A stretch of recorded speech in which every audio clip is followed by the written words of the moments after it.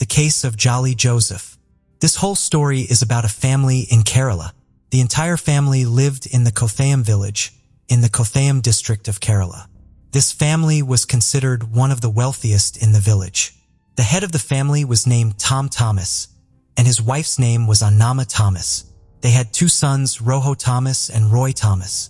In 1997, the elder son, Roy Thomas, had a grand wedding with a girl named Jolly Joseph.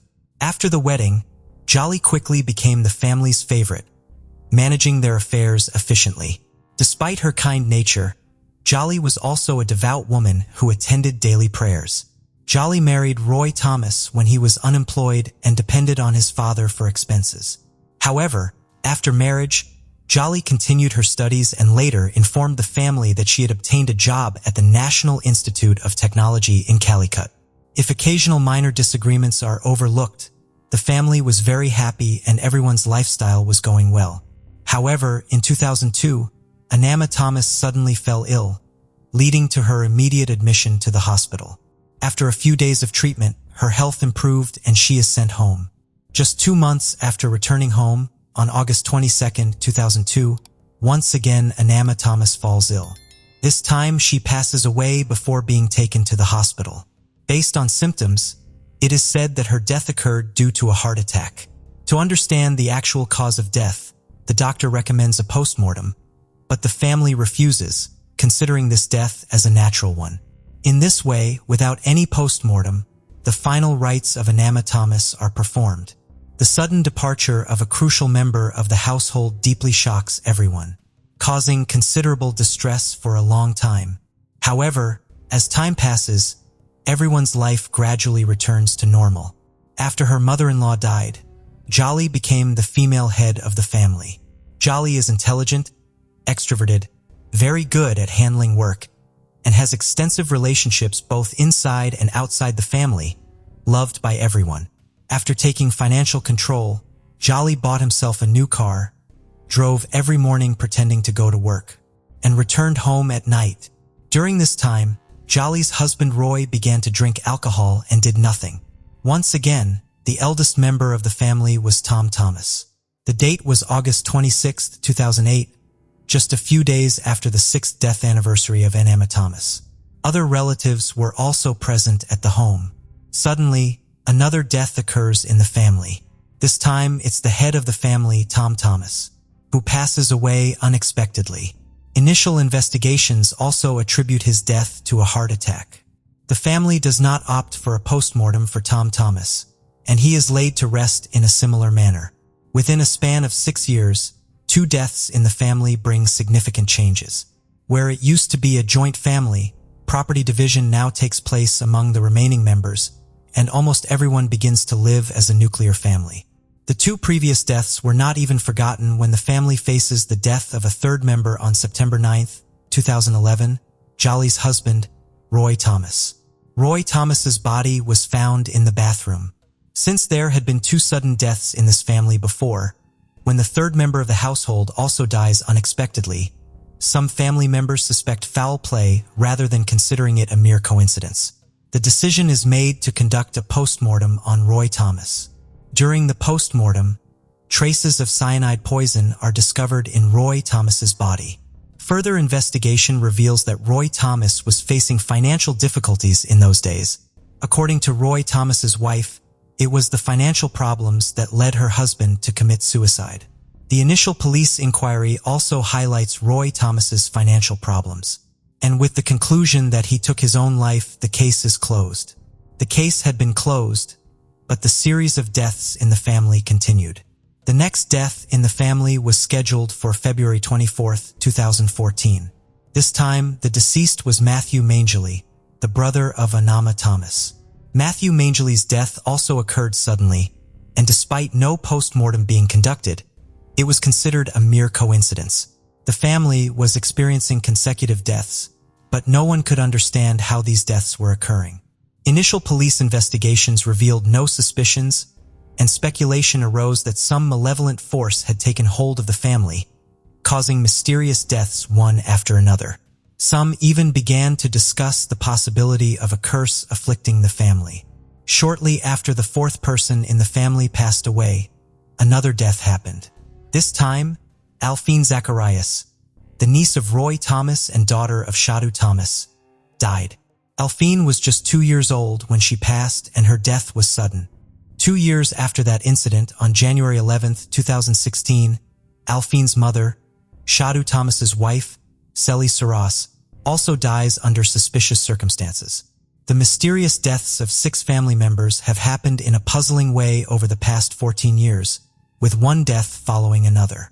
Not only that, shortly after Sally's death, 2 distant relatives of this family also died in a road accident. Jolly, who became a widow, then married Shadu Thomas, who is the cousin brother of Roy Thomas, and they started living together in 2016. However, one family member did not believe that the deaths in the family were due to a curse or evil spirit. This family member was Roho Thomas, the son of Anama Thomas and the brother of Roy Thomas. Roho Thomas was working in America at the time, and after the 6th family member passed away, he started to think that it was not just a coincidence, but a deliberate plan. Roho Thomas then goes to the local police station, files a case, and appeals to the police to thoroughly investigate the depths of all the motives in the family deaths. Roho Thomas initiates his own investigation at his level. The people alive in the family were Shaju Thomas and Jolly Joseph, who were now left among the surviving family members. The police initially did not take the investigation seriously, but Roho Thomas's own investigation revealed a shocking truth before the police. Jolly had claimed a few years ago that she was working as a commerce lecturer at NIT Calicut. However, upon investigation, Roho discovered that there was no teacher named Jolly at NIT Calicut. Jolly not only showed her job identity card to support her claims at NIT Calicut, but also shared it with her family. Upon examination, the university administration confirmed that the identity card was fake. Furthermore, the investigation conducted by Roho Thomas indicates that Jolly Joseph was present during all the deaths or sudden illnesses that have taken place. The fact that Jolly was around for all 6 deaths was not a mere coincidence, but instead suggested a major conspiracy. As a result, the police's suspicion is now focused on Jolly. The deaths previously considered as natural are now under investigation again. Roho Thomas filed a written complaint against Jolly, connected to Roy Thomas's death at the police station. Suspicions are also raised against Jolly in 5 other mysterious deaths. The police have registered the case and intensified their investigation, starting with exhuming the bodies of all 6 family members buried in the cemeteries near St. Lord Church in Kidai Canal and St. Mary's Church in Kuno over the past 14 years. These bodies are sent for forensic examination. Recognizing the seriousness of the case, Kerala Police calls upon forensic scientists from various countries to help with the investigation. Meanwhile, the police question Jolly Joseph, who at first denies any role in the deaths of these 6 people. However, as the police intensify their interrogation and expand their list of inquiries, Jolly becomes ensnared and eventually reveals the shocking truth. Jolly admits to poisoning her family members for the past 14 years. When the police investigated the motives behind these murders, an even more startling revelation unfolded. According to Jolly's disclosures during the police interrogation, each murder had its own specific motive. Jolly first tried to kill her mother-in-law, Anima Thomas, in 2002 but failed.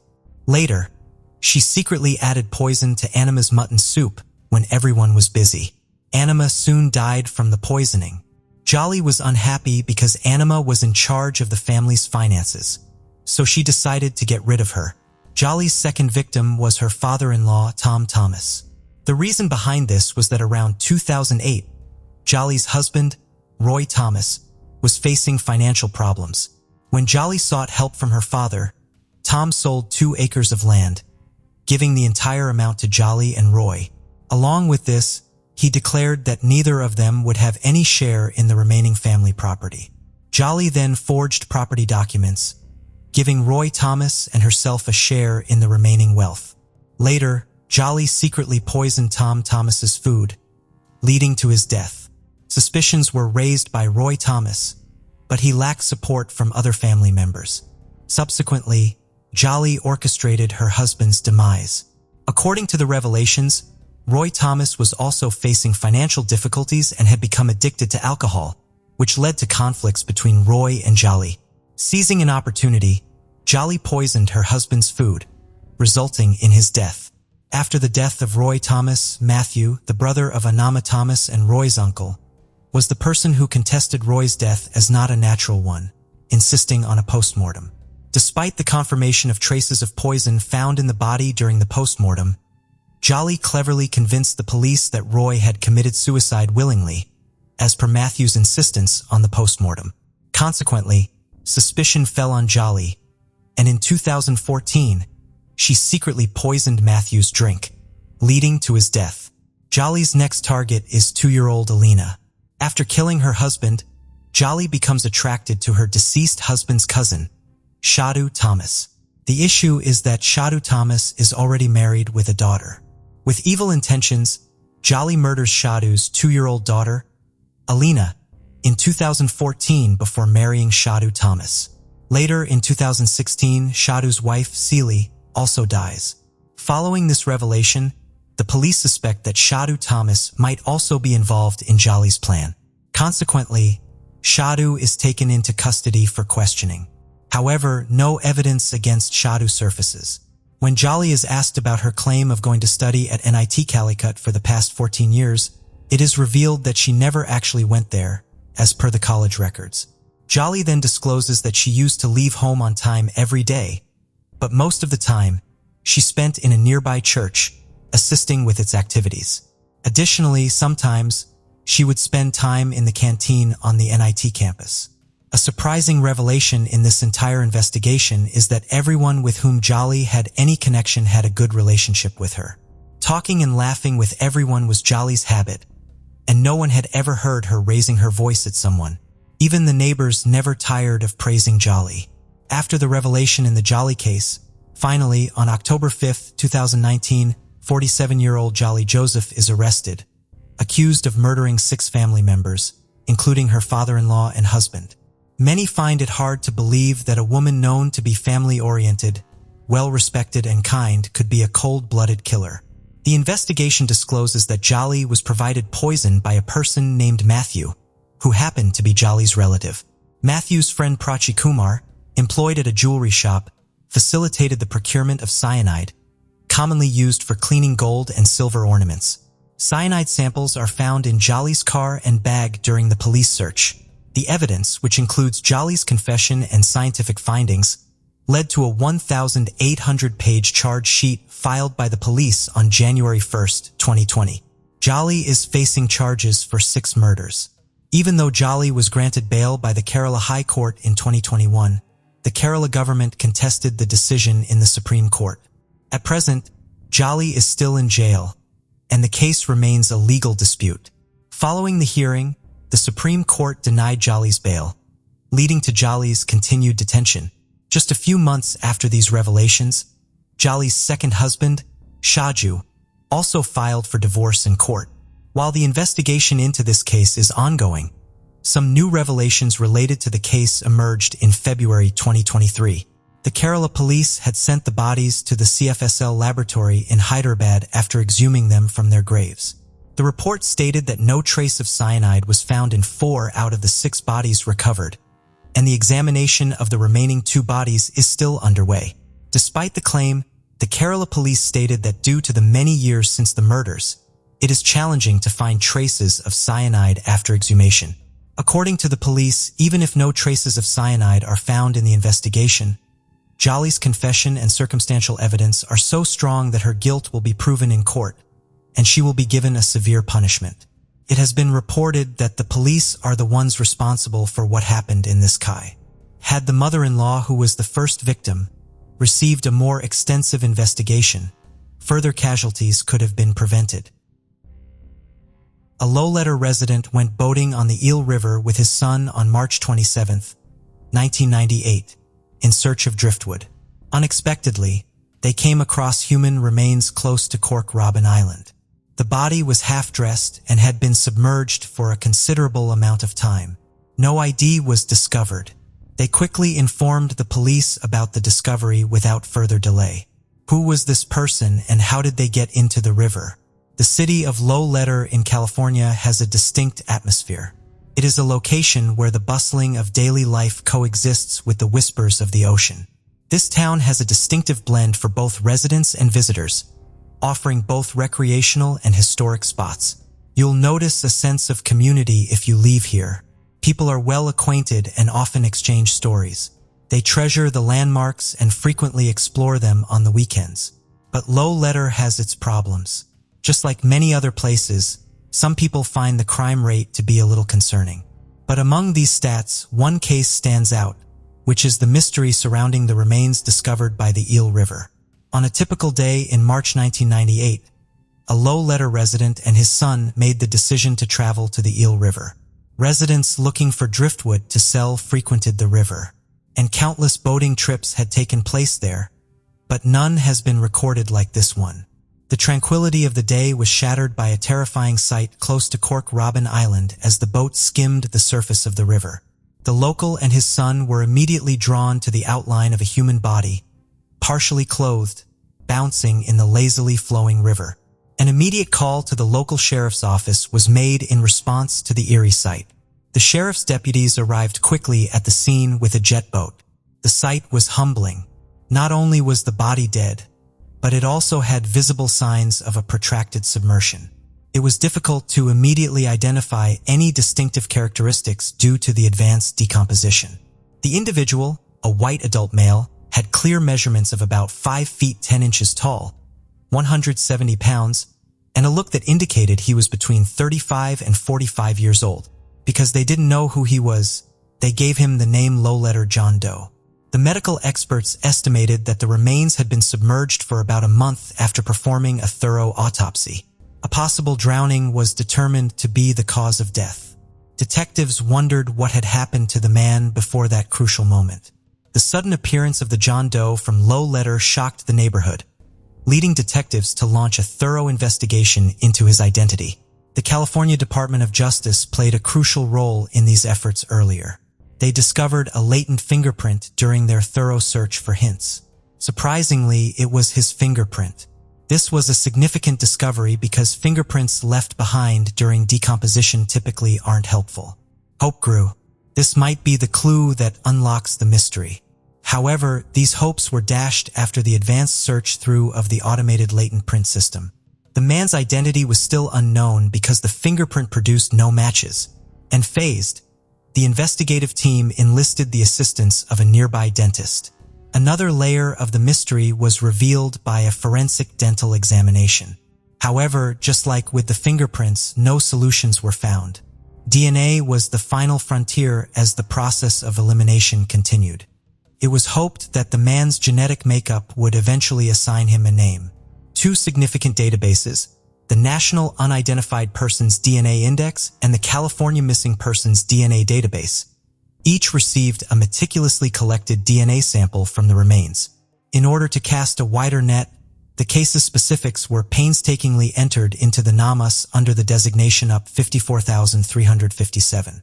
This DNA profile was periodically compared with missing person and other human remains profiles in the CODIS combined index system. The search turned up nothing, though there was no matches to any profiles. The identity of Loletta John Doe remained cloaked in mystery. The enthusiasm of the initial investigation started to wane as the months and years passed. Cases involving missing persons are never really closed by nature. There are often reminders of unresolved cold cases. However, it is a fact that some trails become cold. This case of the Loletta John Doe appeared to be settling into the icy realm of the unsolved, despite the tenacious pursuit and the efforts of seasoned investigators. But then, in December 2022, which was 24 years later, there was a light at the end of the tunnel. They collaborated with the cutting-edge forensic genealogy lab named Offroom Incorporated. The goal was straightforward but ambitious. Use cutting-edge DNA techniques to cut through the darkness and identify the enigmatic man, or at the very least find a close relative. The detectives sent a DNA sample from the preserved remains to Othram with the aid of Rhodes to Justice funding. The researchers painstakingly constructed an extensive DNA profile using state-of-the-art forensic-grade genome sequencing.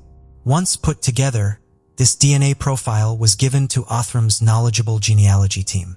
They started piecing together the man's history using forensic genetic genealogy and looked for leads that could lead to an explanation.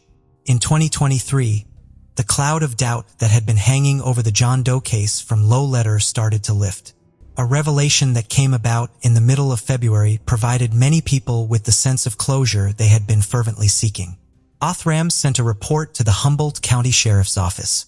The meticulously crafted DNA profile identified one person as Jeffrey Todd Cito. It appeared as though John Doe was starting to speak after a long period of silence. But there was more to the report than just a name. Links to a network of genetic relatives were soon revealed. A potential sister named Cheryl, who lived in Missouri, was prominently mentioned. Investigators from the Humboldt County Sheriff's Office got in touch with Cheryl in an effort to fill in the gaps in this intricate puzzle. The contact caused the mystery to further clarify itself. Cheryl confirmed her ties to Loletta John Doe after being shocked by what she had learned. She admitted that Jeffrey Todd Cito was her brother, but the story she spun had a melancholy undertone. For unknown reasons, Jeffrey had cut off all contact with the family around the middle of the 1990s. Despite their strength, a family's ties had been broken in some way. Cheryl made every effort to bridge this gap, but she was unable to track down or reunite with Jeffrey. Given the ambiguity surrounding Jeffrey's intentions, whether he had chosen to distance himself or if other forces were at work, this added another level of complexity. They never made a formal report of his disappearance. In many ways, his fate had been shrouded in mystery for so long due to the lack of such a report. However, the Humboldt County Sheriff's Office had a chance after receiving Othram's report. Now they could directly contrast Jeffrey's latent fingerprint with the unidentified fingerprints. The comparison created a sense of anticipation. But it didn't take long for things to become clear. The prints were identical. The name Jeffrey Todd Cito was finally given to the John Doe from Low Letter. Mixed feelings of relief and sorrow were triggered by the revelation. Jeffrey's story, once tattered and disjointed, was starting to build up. However, it was a bittersweet occasion for his family, particularly Cheryl. Finally, they had access to the solutions they had been seeking. Jeffrey Todd Cito was a real person with goals, aspirations, and experiences that made him who he was. He was not just a name in a cold case file. Jeffrey was born in 1963, but very little is known about his early years. His parents' exact names and the location of his birth are unknown, which heightens the mystery surrounding his life story. What we do know, however, paints a picture of a person who, like many others, traveled through life's ups and downs. Maybe he pursued his passions with zeal, or maybe he had quiet moments to himself to think about the bigger issues in life. The lack of specifics allows our imagination to wander, allowing us to picture Jeffrey engaging in commonplace activities, giggling at a joke, or just taking in a peaceful sunset.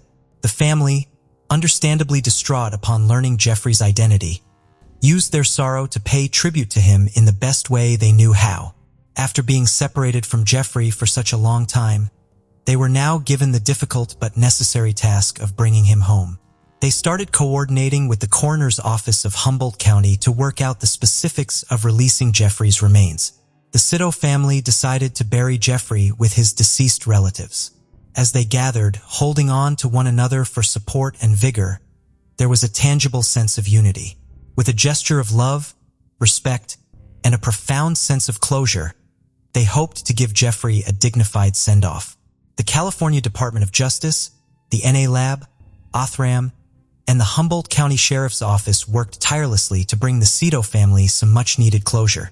They worked exceptionally well together to solve this mysterious case, and to determine what happened to Jeffrey Todd Cito. The Humboldt County Sheriff's Office continues to collaborate closely with Othram and the California Department of Justice, acknowledging the value of cutting-edge DNA technology. Together, they are going over a number of cold cases in an effort to shed light on those which are still cloaked in mystery.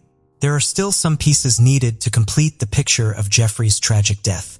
Mike Fridley, the Humboldt County Sheriff's Office cold case investigator, is still in charge of these inquiries. If anyone has information about Jeffrey's actions or whereabouts in the days before his tragic death, they are urged to get in touch with him.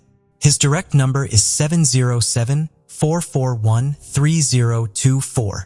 Your bit of knowledge, no matter how small, could be the missing piece that gives another family waiting for answers closure.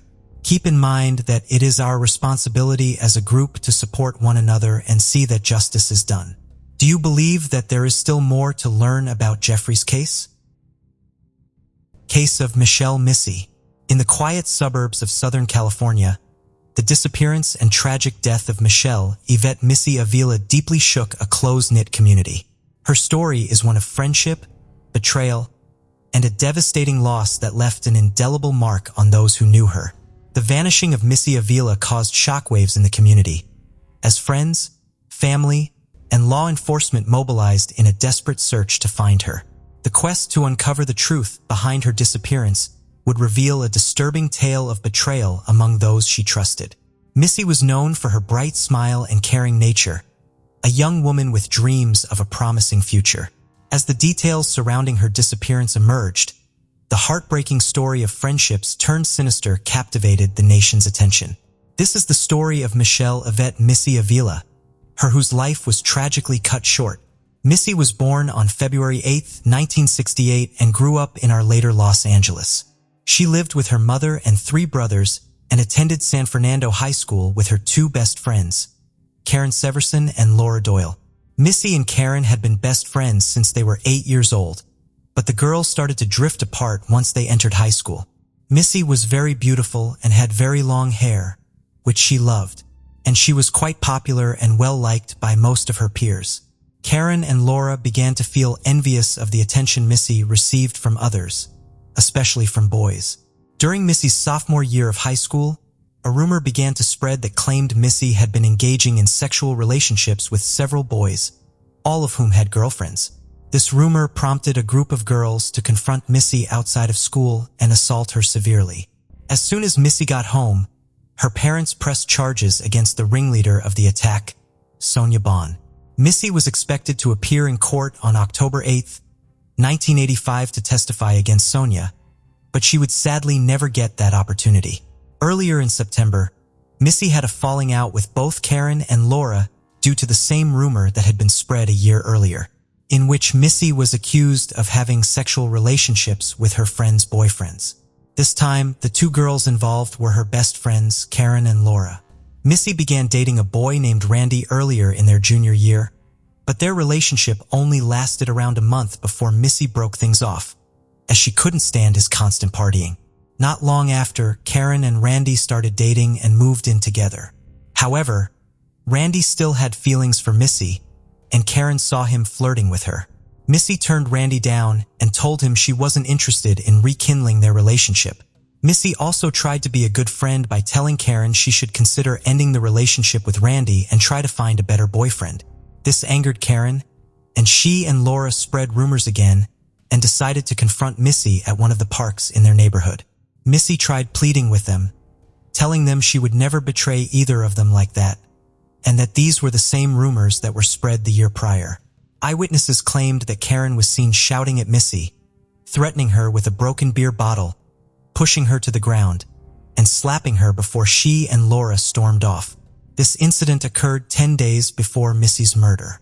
Not long after that incident, Laura expressed regret and contacted Missy, and the 2 of them decided to put everything behind them and continue with their friendship. However, Karen was still avoiding Missy until October 1st, when she contacted Missy and sincerely apologized to her about everything that had escalated between them. This meant a lot to Missy, as she had started to miss her friends, and the trio made plans to hang out at Stonehurst Park later that same day. On October 1st, 1985, Missy told her mom that she made plans to hang out with her friends, and her mom gave her permission to go, but she had to be back home by 6 p.m. Missy went outside and waited for Laura to pick her up. After Laura picked her up, the girls drove around for a while before making their way to Stonehurst Park, where they parked the car and waited for Karen to show up. A few minutes passed, and Karen pulled into the parking lot with their other friend, Eva, in the passenger seat. That's when things took a turn for the worse for Missy. When Karen entered the parking lot, she parked extremely close to Laura's car, rolled down her window and began yelling at Laura. Laura also rolled down her window and started yelling back at Karen. Missy and Eva just sat there, shocked watching their friends shout abusive things at each other. Missy had no idea what they were arguing about. Suddenly, Karen backed up and sped out of the parking lot, and Laura followed her for 45 minutes. They drove recklessly north of the city and into the mountains, both girls driving with such extreme anger that Missy and Eva were begging the girls to calm down and pull the cars over.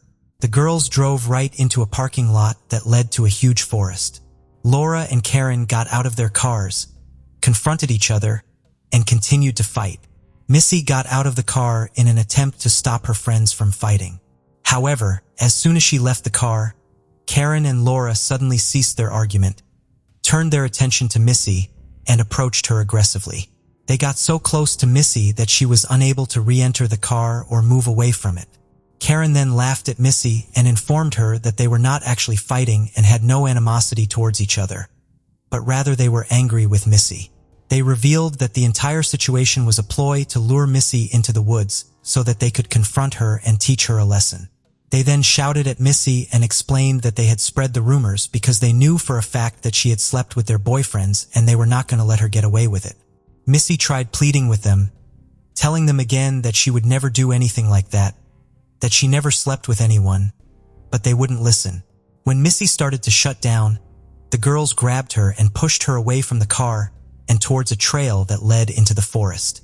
Given that Missy was quite petite compared to the other girls, being only 4 feet 10 and 95 pounds, while Karen was 5 feet 2 and over 200 pounds, and Laura was 5 feet 6 and 135 pounds, Missy was unable to defend herself against the constant pushes by the two girls as they forced her to walk further down the trail. Eva was in the car during the entire altercation. She finally got out of the car and started walking behind the group. Eva was not involved in anything the girls did in the forest, and she didn't even know why she was brought along in the first place. When the group was out of view from the parking lot and deep into the forest, Laura stopped and faced Missy, who was crying helplessly and scared, and punched her right in the face. As soon as Laura started punching her, Karen joined in, and within seconds, Missy was on the ground, being beaten, punched, and stomped on. When they stopped, Laura pulled out a knife, grabbed Missy by the hair, and started cutting off chunks of her hair. They did this intentionally because they knew how much Missy loved her beautiful long hair. Karen wanted to join in on the hair cutting, but since she didn't have a knife, she just started pulling out chunks with her hands, while Eva stood there, watching it all happen. After they had finished that activity, they produced restraints, bound Missy's arms behind her back, and gagged her. Since there was a river around 10 feet away from their location, Laura walked into the stream, looked directly at Missy, began running her hands through the water, gave Missy a smirk, and started taunting her, asking her to come into the water with her.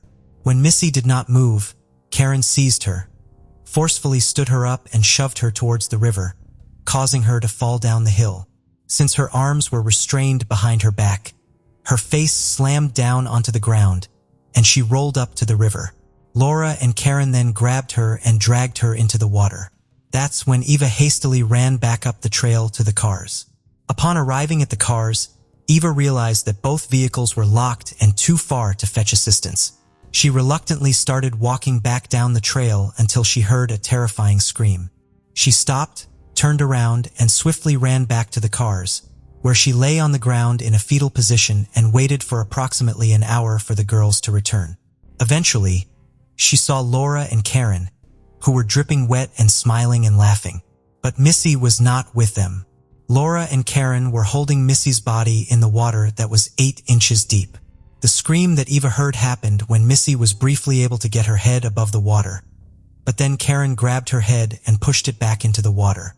When the girls realized that Missy was near death, they released her, ran to a large log and dropped it on her head. The girls then left the forest, got into their cars with Eva, and went home. For hours later, Laura called Missy's mother, Irene Avila, claiming that she had dropped Missy off with 3 boys driving a blue Camaro after getting gas. Laura said she returned to the location, but Missy and the boys had already left. On October 4th, 1985, Missy's body was found face down in a stream in Big Two Hanger Canyon in Angeles National Forest, 3 days later by a group of hikers. Police found that she had been forcibly drowned in 8 inches of water and her waist-length hair had been cut off. A 4-foot log was found on top of her body and cigarettes. Beer and men's overalls were found near where her body was discovered. The girls told Missy's parents and the detectives that Missy had gone off with 2 men in a blue Camaro before she disappeared, which made the random items around the crime scene seem more plausible. This false claim sent the detectives on a fruitless investigation for the non-existent men for 3 years. Irene later said she had no reason to suspect Karen or Laura were involved in her daughter's death because both of them attended Missy's funeral, and Laura sent the family a sympathy card with $20.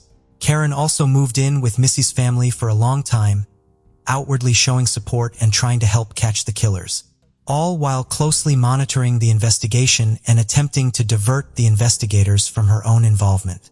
Karen was intensely focused on the murder, frequently visiting Missy's grave, covering the walls of her room with pictures of Missy and newspaper articles about the crime, and repeatedly returning to the creek where Missy's body was discovered. At one point, she even told Irene that she had seen Missy's ghost. After 3 years, on July 26, 1988, Eva Chirumbolo, the other teenager who had taken the 45-minute drive into the mountains, finally came forward and told the police everything that had happened. She explained the rumors, the falling out, the anger, and the jealousy, as well as the details of the murder. Eva said she took so long to come forward because the other 2 girls had threatened to kill her if she ever revealed what she had seen. In March 1990, Karen and Laura were convicted of second-degree murder and sentenced to 15 years to life in prison. The jurors were not convinced that the murder was planned, and they rejected the first-degree murder charge. Karen Severson was released from prison on December 9, 2011, after serving 21.5 years, and Laura Doyle was released from prison in December 2012, after serving 22 years. Karen Severson attempted to profit from her crime by writing a memoir about the murder and her prison life, but the book did not do well. She also made a deal for a movie to be made about it, but Avila's family sued her in 2015, seeking to take the profits from the sales.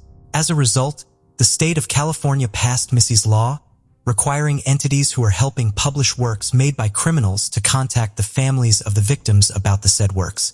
Missy's story has sparked conversations about the impact of bullying, the complexities of teenage relationships, and the importance of fostering a culture of empathy and kindness. Community initiatives and support networks have emerged to provide resources and support for those affected by similar experiences. As we remember Missy, we honor her memory by working to create a world where friendships are built on trust and compassion. Her legacy serves as a reminder that every individual deserves respect, kindness, and the opportunity to live a life free from harm. In the end, Michelle Yvette Missy Avila's legacy will be one of resilience and hope. May her memory inspire us all to stand up against bullying, support those affected by betrayal, and work towards a future where understanding and empathy prevail. A town located in Fairfax County, Virginia, with a population of more than 24,000 people, it is the largest of 3 incorporated towns in the county. It was founded in 1958 by Commander William Lewis Herndon, an American naval explorer. At present, Herndon boasts of many art centers, galleries, and museums. In addition to this, its scenic landscapes offer perfect spots for many fun outdoor activities. Isolde Barabler was a 37-year-old woman from Kensington, Maryland. On September 8, 1987, construction workers who were around a motel in Herndon, known as Dulles des Inn, came upon her naked body on the ground of the motel's parking lots. It was a sight that shook them to the bone. Upon closer inspection, it was discovered that she was not breathing. An emergency call was immediately placed to notify authorities about the disturbing scene, and in a matter of minutes, Fairfax County Police Department detectives arrived with paramedics. They immediately secured the area and tried to resuscitate Adler, but all their efforts proved in vain. She was dead. After ensuring that they had done all they could to bring her back to life, the body was transported to the hospital for autopsy. Finding her body in the parking lot and in such a state was a mystery to detectives. Questions were asked, but they couldn't get anything tangible that could be of help. It was as if no one had seen or heard anything. Surprisingly, Adler's vehicle was found by the detectives abandoned on Dulles Toll Road. This is an area which is about a half-mile away from the motel. The reason why she had abandoned her vehicle remained unclear, and detectives could only speculate. They believed she had encountered problems with her car, and due to this, she had left it behind. The autopsy that was conducted revealed that she has been hit with an object in the head, and this had caused her skull to fracture, led to bleeding inside her brain. All this information was not solid enough for detectives to work with. They knew that there were still a lot of gaps that needed to be filled. Who her killer was remained a question that could not be answered. The investigation into her death was leading nowhere, and detectives from the Major Crime Bureau's Cold Case Squad, who were assigned to the case, grew more frustrated with each passing day. Adler's body was eventually laid to rest, and whoever killed her continued walking around freely. 15 years later, this same killer would strike again. This time around, the victim was a 19-year-old teenager by the name of Jennifer Landry, and this second homicide occurred in Mount Rainier, Maryland, which is about an hour drive away from the town of Herndon. Jennifer was originally from Randolph, Massachusetts, and on July 31st, 2002, she suddenly went missing without a trace. A few weeks after this, on August 15th, 2002, her body was found around 9 a.m. in the 3600 block of Oak Lane in a wooded area. Just like Adler, she was also found naked. Apart from this, another thing that caught the attention of Prince George's County police detectives who responded to the scene was the electrical cable cord that was wrapped around her neck, hands, back, and feet. There were several injuries on her body, and one that stood out was the gaping wound on her neck. It was obvious that whoever killed her had slashed her neck open. An autopsy later revealed that she had also been strangled. In addition to this, there was also a stab wound on her abdomen. Detectives did not also fail to notice that tattoo on her left ankle. It was of a kangaroo wearing boxing gloves. Her body was eventually removed from the area, and an investigation into her death began immediately. This was undertaken by Sergeant Greg McDonald and some other detectives of the Prince George's County Police Department. However, the investigation was hindered by something. Jennifer could not be positively identified. With no name and no idea where she came from, there was little that detectives could do, and the investigation slowed to a crawl. Sketches of her as well as the tattoo on her body were released to the public. She was described by the police as a white blonde with blue eyes and a height of 5 feet 5 inches. All of these were done with the hopes that someone would recognize her and come forward with vital information, but nothing came up. Things would remain like this until June 2005, when a police officer from Massachusetts recognized the kangaroo tattoo. He notified the Prince George's County Police Department of this, and through fingerprint analysis, they were able to finally confirm Jennifer's identity. It was a step in the right direction, but detectives were still in the dark about who her killer was. Nothing else came forth for a long time, and the case went cold.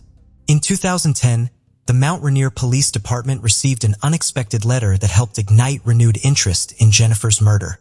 The letter had come from an inmate that was serving life imprisonment in the Red Onion State Prison located in Virginia. The name of the inmate was Charles Hellam.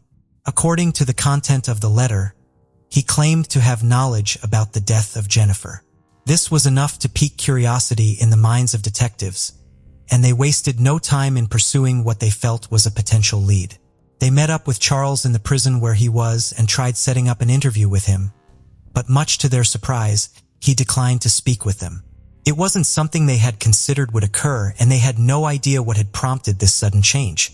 There was really nothing that could be done since they could not force him to talk. However, they busied themselves with unraveling as much as they could about him, and a look at his criminal history revealed that he had a really dark past. Charles was in prison for the murder of a 37-year-old mother of 2 by the name of Patricia Bentley. Before her death, she and Charles had been in a romantic relationship. To make ends meet, she worked as a bus driver for London County School. Her oldest son was named Anthony, was 16 at the time, while the younger one was only 8. Around November 2001, Charles moved into her house at Brookfield and began living there. This living arrangement would not last for long because the relationship hit the rocks. By January 2002, Charles packed his bags, moved out, and went on to live with another woman. However, for some reason, He left some of his clothes behind at Patricia's house and still occasionally went back there to make use of her treadmill. Patricia was obviously not pleased about this because at some point, she poured paint on his car during one of his such visits. On April 6, 2002, a friend of Patricia by the name of Alicia Robinson realized that she had not heard from her. The two had planned to go shopping on that day, and it seemed as if Patricia had totally forgotten. At the time, Patricia's two sons were spending the weekend at Rose Bentley's place in Centerville. Rose was Patricia's mother. When Alicia called Patricia's phone to remind her of the plan, she discovered that it was unreachable. This worried her, since it was unusual for such a thing to happen. She immediately called Patricia's mother at Centerville to inform her of the situation. After this, she got into her car and drove down to Centerville to pick up Anthony. She did this because she had a spare key to his mother's house. On getting back to Patricia's house at Brookfield, Theo lighted from the car and made their way to the front door of the house. This was unlocked by Anthony. In the bedroom, they found Alicia face down on the floor. Bruises covered different parts of her body, and the phone and extension cord that had been used to strangle her to death laid a few feet away. The autopsy that was later conducted on her also revealed that she had been hit in the head by an object. Charles immediately became a prime suspect in the murder. However, he denied having a hand in her death. He also claimed he had not seen her for a long time. The truth was eventually discerned with the help of forensic analysis. His DNA was found on her breast and abdomen. In addition to this, cell phone data placed him close to her residence on April 5th, which was a day before her body was discovered. With all these out in the open, Charles can no longer deny the truth. He was arrested on September 18, 2002 and locked up to await trial. The first trial ended up being rendered invalid before a verdict was reached. A second trial was also conducted, but it went the same way as the first. However, the third trial saw the jurors finding him guilty of first-degree murder, and on October 3, 2002, he was handed a life sentence. Detectives would also discover that Patricia's murder was not the only crime from his past. In 1966, he married a woman by the name of Denise Custis. However, the marriage did not last for long due to his habit of physically abusing her. At the end of 1996, she packed her bags and left him for good. But for some reason, he came after her the following year and beat her so badly that she ended up passing out and also suffered a fracture to her cheekbone. As if that weren't enough, he then took her in his car to a motel where they both checked in. But after seeing that she wasn't in a good state and was bleeding from the mouth, he drove her to the hospital for medical treatments. Charles was eventually charged with assault and kidnapping, and served time from 1997 to 2001 in a federal prison in Lompoc, California. It was after this release from prison that he met Patricia and started a relationship with her. After uncovering all of these details about Charles's past, detectives were simply astonished. They did not doubt that he truly knew something about Jennifer's death. They felt that if anyone was to point them in the right direction about the murder, it was definitely going to be him. But since he had chosen to remain tight-lipped, they could only wait patiently and hope that he changed his mind. In 2017, almost 7 years after the first letter, Charles wrote another letter to detectives. The content was similar to that of the first one. When detectives reached out to him again, he refused to talk. This was a very frustrating period for the detectives as they felt they were being led in circles, but they did not relent. He initially refused to speak to our detectives. Prince George's County Police Chief Malik Aziz said, "Detectives didn't give up. They tried again to interview him in 2021. This time he agreed. A date was chosen for the interview, and in September 2021, Charles finally sat down to talk with detectives. During the interrogation, he held nothing back and revealed that he was the one that killed Jennifer. He told the detectives that he had picked her up from Washington, D.C. after she had agreed to sleep with him in exchange for some cash. He then drove her to Oak Lane and Mount Rainier where he killed her, and left her body where it had been found. After this confession, detectives knew that they had finally solved the case, but they could not help being shocked by what they had just heard. However, that was not all. Charles also hinted at the 1987 murder of Adler, who was found in the parking lots. However, he did not further elaborate on it. Jennifer's surviving family members were contacted and given the news that her killer had finally been found. In October 2021, and barely a month after Charles's confession, detectives from Fairfax County Police decided to speak to him again. They wanted to know what he knew about the 1987 murder of Adler. When he was interrogated, he admitted to also killing Adler, and even went as far as giving details that only the killer would have known. Detectives were stunned. They could not believe their ears. It was a big day all around, Fairfax County Commonwealth Attorney Steve Descano said. I was personally really happy and relieved and grateful that we can bring this to a close, he added. In January 2022, Fairfax County Grand Jury formally charged Charles with the murder of Adler. A week before this, Prince George's County Cold Case Unit detectives also issued an arrest warrant for him for Jennifer's murder. Sadly, both of Ige's parents died never knowing what happened to their daughter, Fairfax County Police Chief Kevin Davis said. We hope this indictment brings some sense of closure to her surviving family members and friends, he added. Descano also said the following during a press conference that was held after Charles's indictment. In a case like this, he's already serving a life sentence. He's not going to ever walk the streets free again. Barring some incredibly unusual circumstance that's out of our control, it's not about a sentence. It's my opinion that we have an obligation to a community, to the family of a victim, to really take these cases seriously and do them the same way. Because when the justice system is functioning as it should, and particularly crimes as serious as this one, our work is really more than about the length of the sentence. It is about what we say to the community and how the community feels. In December 2022, Charles pleaded guilty to the murder of Adler and was handed another life sentence. An agreement has been reached to transfer him to Maryland, where he will also plead guilty to Jennifer's murder. This would seem as being slammed with another life sentence. He is also expected to serve the remainder of his life sentence in Maryland. At the moment, detectives are trying to determine if he had other victims. We now know even more about the danger this killer presented to the entire National Capital Region, Davis said. Now, we know he killed in '87. He killed twice in 2002, so we're working backwards now. The case of Lucy Landry. Lucy Davies was born in 1971 in Rhondda, a county in England. She was the daughter of Roger and Andrea Davies and had a younger sister named Anna. The family lived in a small, tight-knit community of socially purposed housing, surrounded by stunning mountain scenery.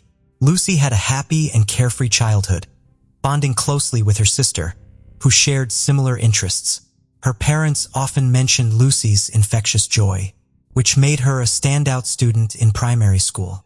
Known for her outgoing and likable personality, Lucy quickly won over her teachers and classmates. With her undeniable beauty, she became one of the most popular and admired girls in school.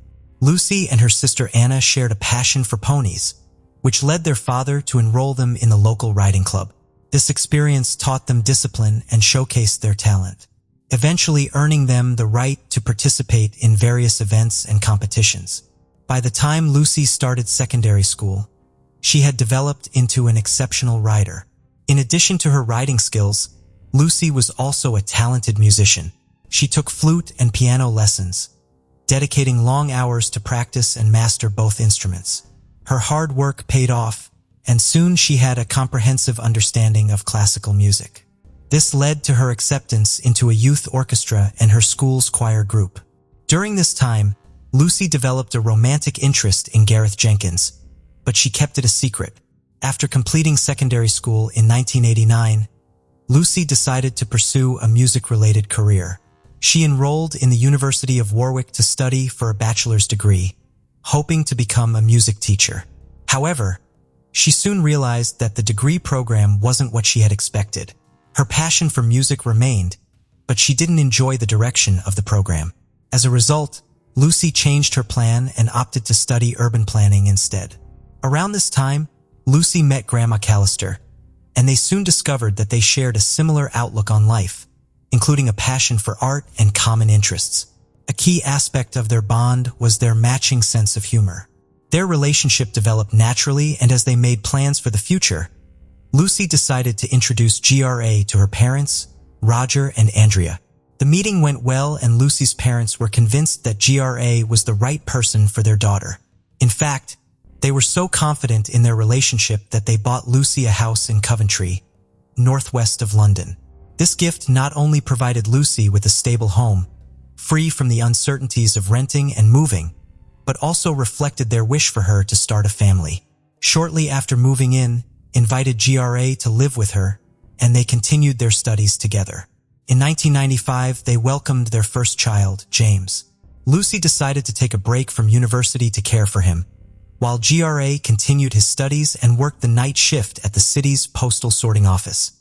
Over time, this arrangement took a toll on Lucy, who felt bored and isolated at home, caring for their child and often separated from her partner for long periods. To alleviate her boredom, Lucy turned to internet chat rooms, seeking to meet new people and find some distraction. One night, Lucy engaged in lively conversations in various online chat rooms, where she encountered Harold Landry, a 53-year-old American from Louisiana. Growing up in a financially struggling family with a dozen siblings, Harold knew from an early age that he had to rely on his own efforts and determination to succeed. To escape poverty, he dedicated himself to hard work from a young age. His big break came when he realized that the key to success in the oil business wasn't owning wells, but providing essential infrastructure to well owners. Consequently, he founded a company specializing in designing and manufacturing hydraulic equipment for major oil companies in the southern United States. As he had predicted, the business made him incredibly wealthy, eventually earning him billionaire status. By then, Harold split his time between his central hobbies and a property on KML Island in Mexico. He had been married and divorced twice, with children from these unions, whose exact number and identities remained private. One thing was certain, however: Harold ensured that his children lacked nothing. A significant event took place in 1992, when Harold, now single, met a woman 20 years younger who was married. Despite her marital status, Harold used his charms to win her over, undeterred by her family's or husband's potential opposition.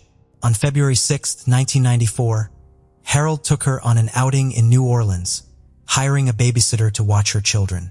After their evening together, Harold dropped his lover off at home and offered to drive the babysitter back to her own place.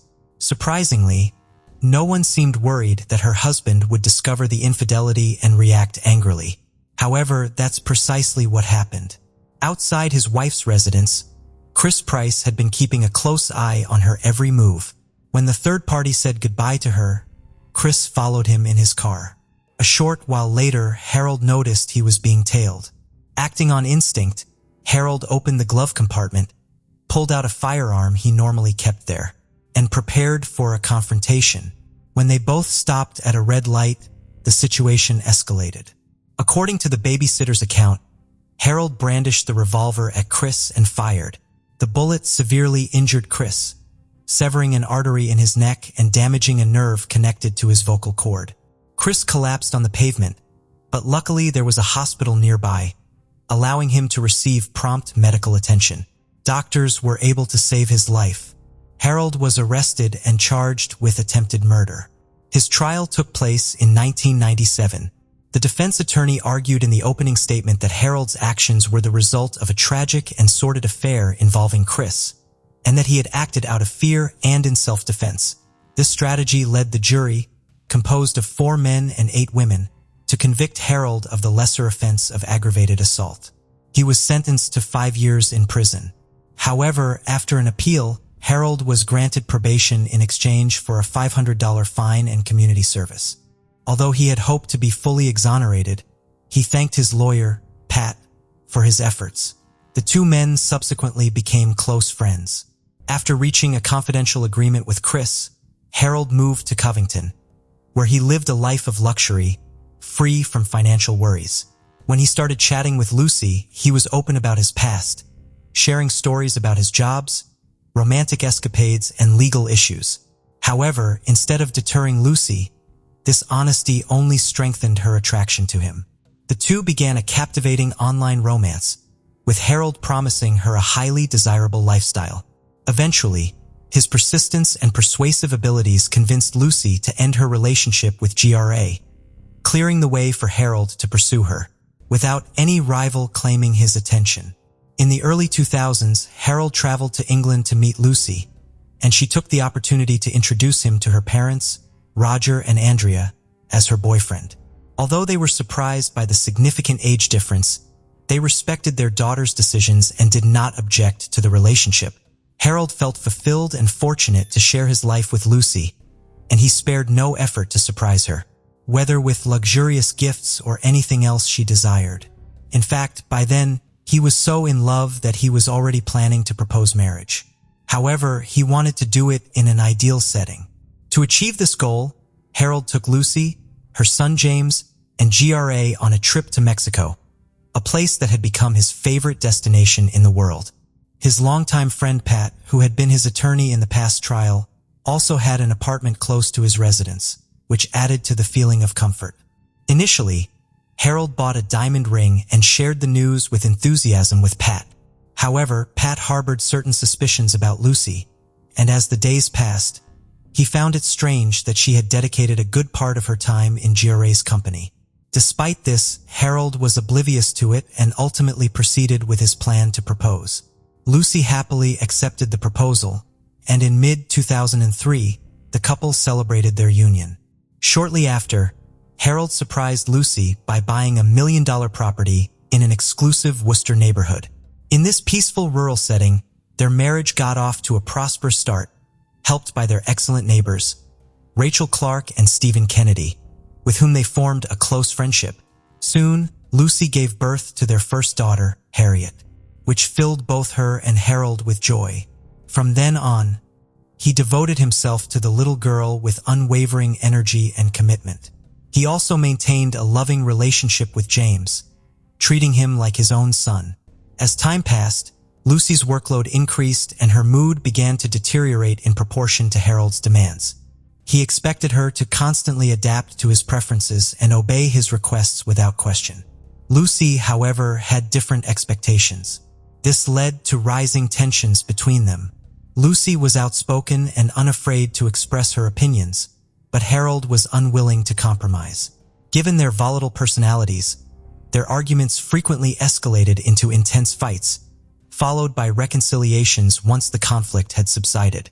The constant disputes that lasted for hours became a familiar background noise in the lives of Rachel and Stephen. They knew that Lucy and Harold's alcoholism fueled their arguments and complaints, which often led to days of not speaking to each other. Lucy reconnected with Gareth, an old friend from secondary school, and they spent hours catching up, occasionally interrupted by their own commitments.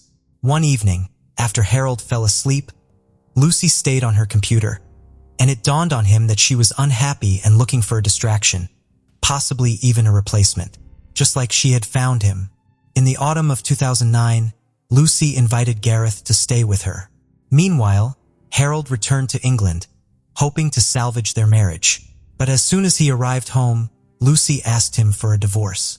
Initially, Harold was devastated, but after a few weeks, he started a new relationship with a woman he met online. Alongside their budding new relationships, divorce negotiations were progressing. And as is often the case, new disputes arose, particularly regarding the family home. Lucy's expectation was to retain the house, thereby guaranteeing a stable living arrangement for their children. However, Harold was adamant that this was not up for discussion. His proposed solution involved offering her financial compensation to purchase a more modest apartment independently. Simultaneously, he made the decision to entirely remove her from his will. Lucy was furious when she learned about her still husband's latest decisions. Her intense hatred towards him led her to share every detail about Harold's past with her son James, holding nothing back. Amidst the tension and complicated situation, Gareth invited her to take a break and spend a few days with him in Wales. Both Lucy and Harold had a serious drinking problem, and their arguments were becoming increasingly violent, leaving their children to suffer in a toxic environment. On the afternoon of February 1st, 2010, Harold had several glasses of wine. When Stephen returned from work, he found a notification that his package had been delivered to the wrong address, the Landry's. Harold invited Stephen in and offered him a glass of wine. This led to a ridiculous argument with Lucy over a piece of furniture she wanted to buy for their upcoming move. The argument quickly turned physical, and in the chaos, Harold grabbed a kitchen utensil and hit Lucy on the cheek. James rushed to the scene of the altercation and found his mother, Lucy, badly injured. He immediately called the police and then turned his attention to ensuring his younger sister's safety. Shortly after, Lucy, realizing she needed help, left the house with her children. Her first thought was to seek refuge at Stephen's house, which was nearby. As she headed in that direction, Harold caught up with her and attacked her with a knife, inflicting multiple injuries. He then left her lying under a bush in the garden, abandoning her. Stephen, alerted by Lucy's screams, rushed outside and found her just a few steps away. Initially, he thought she was unconscious, but quickly realized the gravity of the situation. The police responded promptly to the emergency call and arrived on the scene. They called for paramedics and searched the surrounding area for Harold, but only found the terrified children hiding in the backyard. The paramedics worked quickly to treat Lucy and rushed her to the hospital, where her heart unfortunately stopped beating shortly after arrival. Harold visited Rachel's house and confessed to her that a terrible event had occurred, but he didn't provide any additional information. He handed her 3 bank drafts worth a total of $40,000. Some cash, the keys to his car, and several signed blank checks. After that, he headed back home. By then, multiple police patrols were searching for him. They eventually found him walking along the road and arrested him. Roger and Andrea were consumed by grief when they heard the devastating news. In a statement released by the police, they requested that people respect their privacy during this incredibly difficult time following the loss of their daughter. From that point on, their focus shifted to taking care of their grandchildren. The forensic examination revealed that Lucy's death was caused by multiple stab wounds to the chest. With this evidence, combined with James' eyewitness testimony, Harold was charged with murder on February 5, 2010, when he appeared in court. The trial took place in early February 2011, presided over by Judge David Fossen. Unlike previous instances, Pat did not serve as Harold's defender. Instead, attorney Andy Childs took on the role. Despite the challenging task ahead, Childs argued that Harold had been provoked by his wife's intense anger, leaving him no choice but to react as he did. During his emotional testimony, Harold expressed his love for Lucy and regretted his actions. Following the strategy outlined by his lawyer, Harold admitted to involuntary manslaughter, claiming that Lucy had driven him to his limits. To emphasize the brutality of the case, the prosecution presented a detailed animation in court, recreating the multiple injuries the victim suffered. This graphic presentation shocked those present in the courtroom. Ultimately, on February 24, 2011, the jury delivered a verdict after less than 4 hours of deliberation. They found Harold Landry guilty of murdering his 38-year-old wife, Lucy Landry, when he was 64 years old. The next day, the judge imposed the sentence. He strongly condemned Harold's actions, calling them indescribable and unforgivable. The judge rejected Harold's claims that Lucy may have provoked him, seeing them as a desperate attempt to avoid blame. As a result, Harold received a life sentence with a minimum term of 16 years before being eligible for parole.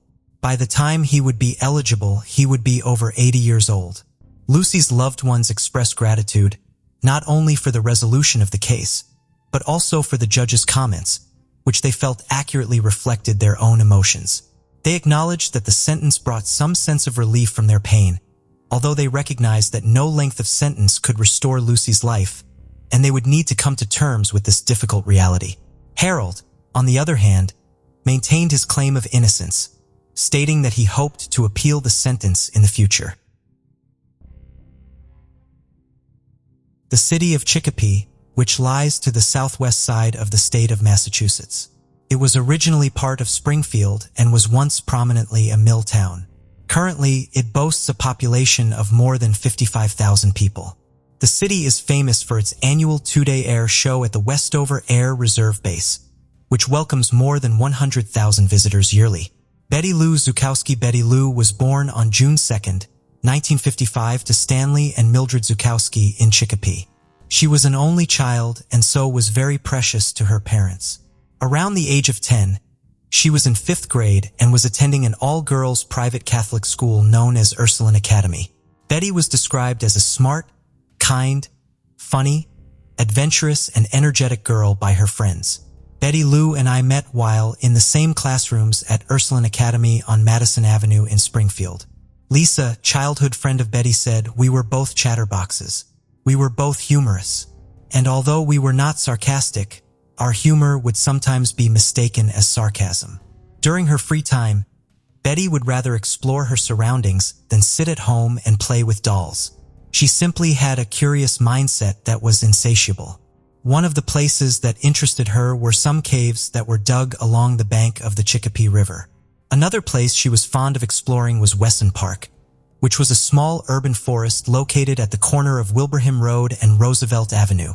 It was one of her favorite locations, and she would often take long walks with her friends around the area. Betty was enjoying every bit of her childhood and had no worries in the world. The future looked so bright for her, but things would take a dark turn. The disappearance on the evening of May 26, 1966. Betty was at home with her parents when the telephone rang. Betty answered the call and spoke with someone for a while. After the phone call, she told Mildred, her mother, that a friend had called and she was going to her place to get ice cream. Mildred did not object to this, perhaps because she was used to her daughter's wandering. In no time, Betty began to make preparations to leave home. She put on a green checkered blouse and a blue jacket. She also wore blue pants. On her feet, she had on white sneakers. After getting dressed, she said goodbye to her mother and left the house. This was around 6 in the evening, and that was the last time that her family saw her. If Mildred had known that her daughter would never make it back home alive, she would have never let her step out of the house. Minutes turned into hours, and Betty was still not back from her outing. Mildred and Stanley got increasingly worried, but kept on hoping that their daughter would step into the house at any moment, but that never happened. At around 11:15 p.m., they called the Chicopee Police Department and reported that Betty had not returned home. However, they told the police not to make a public statement because they believed that she had gone to stay with a relative or one of her friends. Officers, however, began searching for her immediately. They went to the homes of friends and relatives which she normally frequented, but she was not there. Her friends told Lieutenant Armand Morgan of Juvenile Bureau and Detective Paul Balthazar about the caves at the bank of the Chicopee River, which she liked to visit. But when officers combed through the area, they found nothing. 2 days after she went missing, police finally told the public about her disappearance. A description of the clothes she wore on the day she went missing was given out to the public. More questions were asked, and at one point, it was discovered that the friend Betty had told her mother she was going to meet was non-existent. It became obvious that she had lied so she could get out of the house. But where exactly she had gone to was a question no one could provide an answer to. They could not also figure out the individual who had called her and made her leave the house. With each passing day, everyone feared the worst. However, they kept praying that she would be found in one piece. On May 31st, 1966, 5 days after Betty went missing without a trace, a father and his 9-year-old son were out fishing on the bank of the Westfield River. This area is about 5 miles away from Betty's home, and it was well known to the residents of West Springfield. The spot where the father and son were fishing was overgrown with brush, and so was hidden from the road.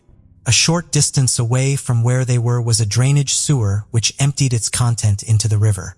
Suddenly, one of their lines hooked onto something in the river. It was an exciting few seconds as they tried to reel in whatever it was. They could feel that it was huge, but their excitement soon gave way to disappointments when a bunch of clothing surfaced instead of the huge fish that they had expected. At first, they thought it was a log of wood that had been covered by clothes, but after it was dragged closer to shore, they discovered that it was the body of a young girl. She was fully clothed, and there was no doubt in their minds that she was beyond saving. They were shocked by what was before them and immediately rushed to inform police about the finding. When detectives got to the scene, they secured the area and proceeded to carry out their investigation. The girl's arm and face were covered in mud and were also badly bruised. It looked like she had been beaten with something, But detectives did not want to quickly jump to conclusions before an autopsy was carried out. Soon after, the body was taken out of the area for an autopsy. Betty's parents were also informed that the girl had been found in the river and that they were asked to come down to identify the body in case it was their daughter's. When Betty's parents got the news, they hoped and prayed that it would not turn out to be her. When they finally got to where the body was laid, they discovered to their horror that it was Betty. She was in the same clothes she had worn when she left the home on the last day she was seen. Stanley and Mildred were beyond devastated, and it felt as if the world had come crashing down. The news of Betty's death spread like wildfire, and the entire community was shocked by it. Lisa, whose family had moved from Springfield to Connecticut 4 months before Betty died, also got to hear about the terrible news. I learned of Betty Lou's murder about 4 days after the discovery of her body. My family was visiting Springfield. Our moms had planned a visit for us, and our parents must have been so overwhelmed by the unbearable, unexpected horror and grief that they did not think to inform us of Betty Lou's disappearance and death, Lisa said. The result of the autopsy that was conducted on Betty's body was soon out, and according to the chief medical examiner, Dr. William Mosig, she had died as a result of multiple blunt force injuries to the head, a skull fracture, and terminal drowning. This suggested that she had been alive when she went into the river. Dr. Williams also revealed that she had been dead since the day she disappeared. There was also no evidence to suggest that she had been sexually molested. In the end, her death was labeled a murder, and an investigation to find her killer began in earnest. The investigation was undertaken by the Springfield Police Department, and they were also assisted by the Chicopee Police Department. In addition to this, both the Hampton County District Attorney's Office and the Massachusetts State Police also partook in the investigation. Detectives took their time to search along the shore of the river where the body was found. Divers also got into the river in search of clues, but nothing came out of these extensive searches. The part of the river where her body has been found was 10 feet deep, but despite its depth at that spot, the river was generally a slow-moving one. Due to this, detectives speculated that it was unlikely that she suffered her injuries on the bottom of the river. This meant that her killer had badly beaten her up and dumped her body into the water. Detectives also believed that Betty knew her killer based on the phone call she had received before leaving the house. During the course of interviewing her friends, families, as well as classmates, detectives got to find out something very important. Betty had been seen talking to a man in a car sometime around 6 p.m. on the day she went missing. Detectives believed that she had gotten into the vehicle of this unknown man, and he had driven her to the area where her body had been found.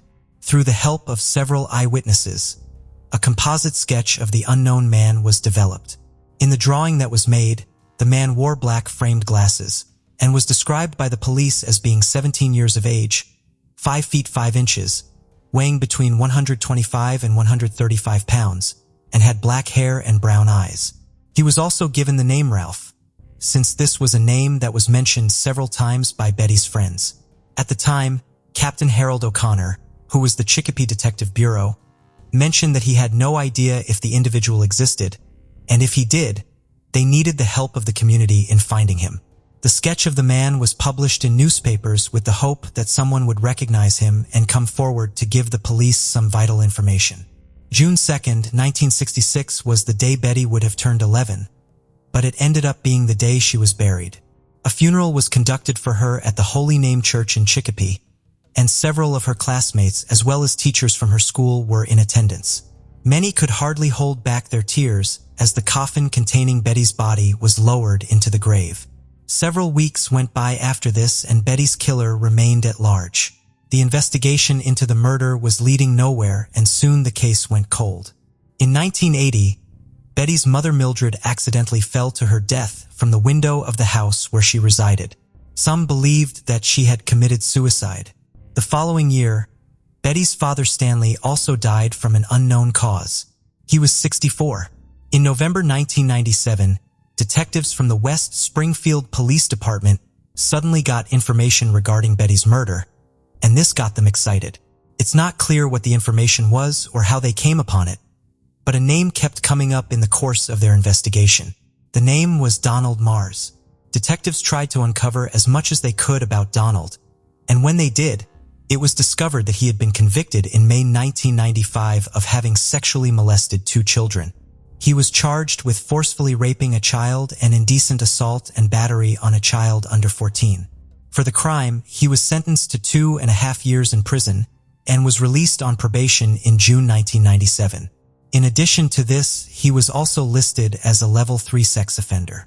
After detectives found out all this about Donald Mars, they intensified their investigation and interviewed several witnesses. However, the evidence that they had was not solid enough to link him with Betty's death. And once again, the investigation went cold.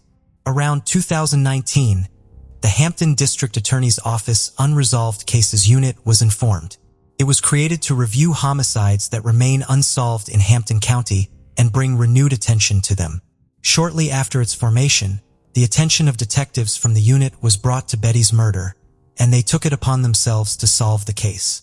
They began working around the clock by examining past evidence. Their investigation led them once again to none other than Donald. With time, it became clear that he was really the man they had been looking for all along. Detectives, however, refused to release details on how exactly they came to finally realize that Donald had been the killer. On November 1, 2022, Donald was charged with first-degree murder in the death of Betty. He was arrested the following day at a Veterans Administration facility in Bedford, where he was living. On November 3rd, he appeared in a Springfield court through a video call from a call at the Hampton County Correctional Center in Ludlow. The charges were read to him, but he maintained his innocence. He was ordered to be held without bail, and the case is set to be continued in May 2023. At a news conference which followed shortly after Donald's arraignment, Hampton District Attorney Anthony Galini said the following: "Sadly, Betty Lou's parents are deceased and will not see Donald Mars answer for what we allege he did to their daughter. My office has been in contact with Betty Lou's extended family members, one of whom was a pallbearer at her funeral in 1966. While this investigation will not bring Betty Lou back to her family or grant her the opportunity to grow into a healthy adult that she and every child deserves, it is for them and for Betty Lou that we embark upon this journey of seeking justice." The case of Sierra Lamar. Sierra was born on October 19, 1996, with an older sister, Danielle, who was about 4 years older. Despite their comfortable upbringing, the sisters experienced a traumatic incident when they were younger. Their father, Steve, engaged in inappropriate sexual behavior with a classmate during a sleepover. When the truth was discovered, Steve pleaded no contest to indecent actions with a child and was sentenced to 1 year in prison. This revelation devastated the family, ultimately leading to Steve and Sierra's mother, Marlene, ending their relationship. After the breakup, Marlene started dating a new man. Meanwhile, Sierra and Danielle attended Washington High School, where they were socially active and performed moderately well academically. Sierra was known for her happy-go-lucky personality, being fun-loving, vivacious, and kind.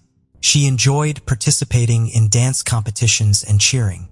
Marlene moved from Fremont to Morgan Hill, a city 40 miles southwest, with Sierra and Rick Gardner, her boyfriend, in October 2011. They rented a rural ranch-style home on Pito Hispanic Court, surrounded by agricultural land. Rick worked in construction, but money was still tight despite his business improving.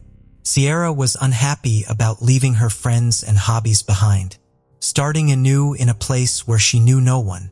At Washington High, she was well-liked, but at SA High School, she didn't receive the same warm welcome. However, with time, settled in, made friends, earned her peers' respect, and even rejoined the cheerleading squad. By March 2012, Sierra had adapted to her new surroundings.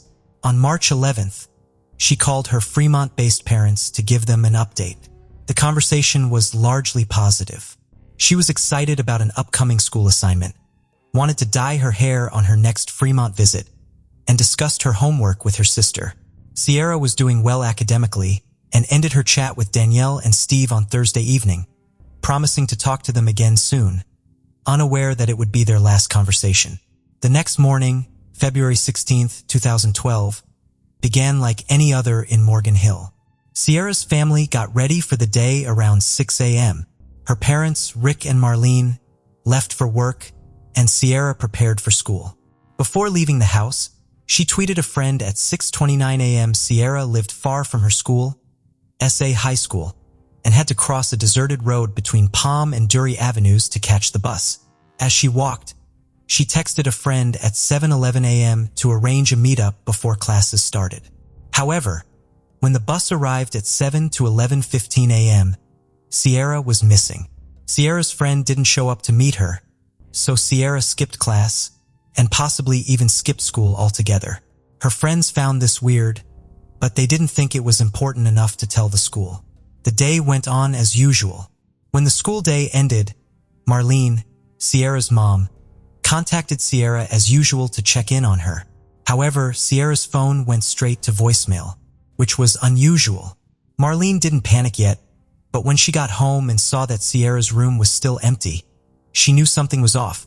Marlene contacted Steve, Sierra's dad, to see if Sierra was planning to visit him in Fremont, which would have been inconvenient, but not alarming. Unfortunately, that wasn't the case. When Sierra's friends, including Danielle, didn't hear from her, they all left the same worried messages.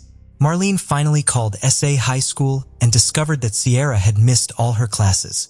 Marlene was frantic, recalling their goodbyes that morning. She said that Sierra had spoken to her, said goodbye, and given her a hug. Everything had seemed fine, and she had told her she loved her. She couldn't believe that she wouldn't contact her friends to let them know she was okay and put them through all that suffering. Officers were immediately sent to Pedo Hispanic Court after the authorities were notified. But since Sierra could have disappeared at any moment, there was no specific location for investigators to start their search. They began by questioning those closest to Sierra, including her friends, who were all truthful about the difficult situation Sierra and her family were facing. Although Sierra was typically happy, her mother's recent divorce had forced her to leave her family and old friends behind just a few months prior. The authorities suspected that she might have voluntarily left, given that she often made lighthearted and serious comments about returning to Fremont. Despite the police downplaying Sierra's disappearance, other factors suggested the opposite. Sierra's sudden disappearance was marked by a complete lack of activity. She stopped posting on social media and didn't respond to calls, which went straight to voicemail.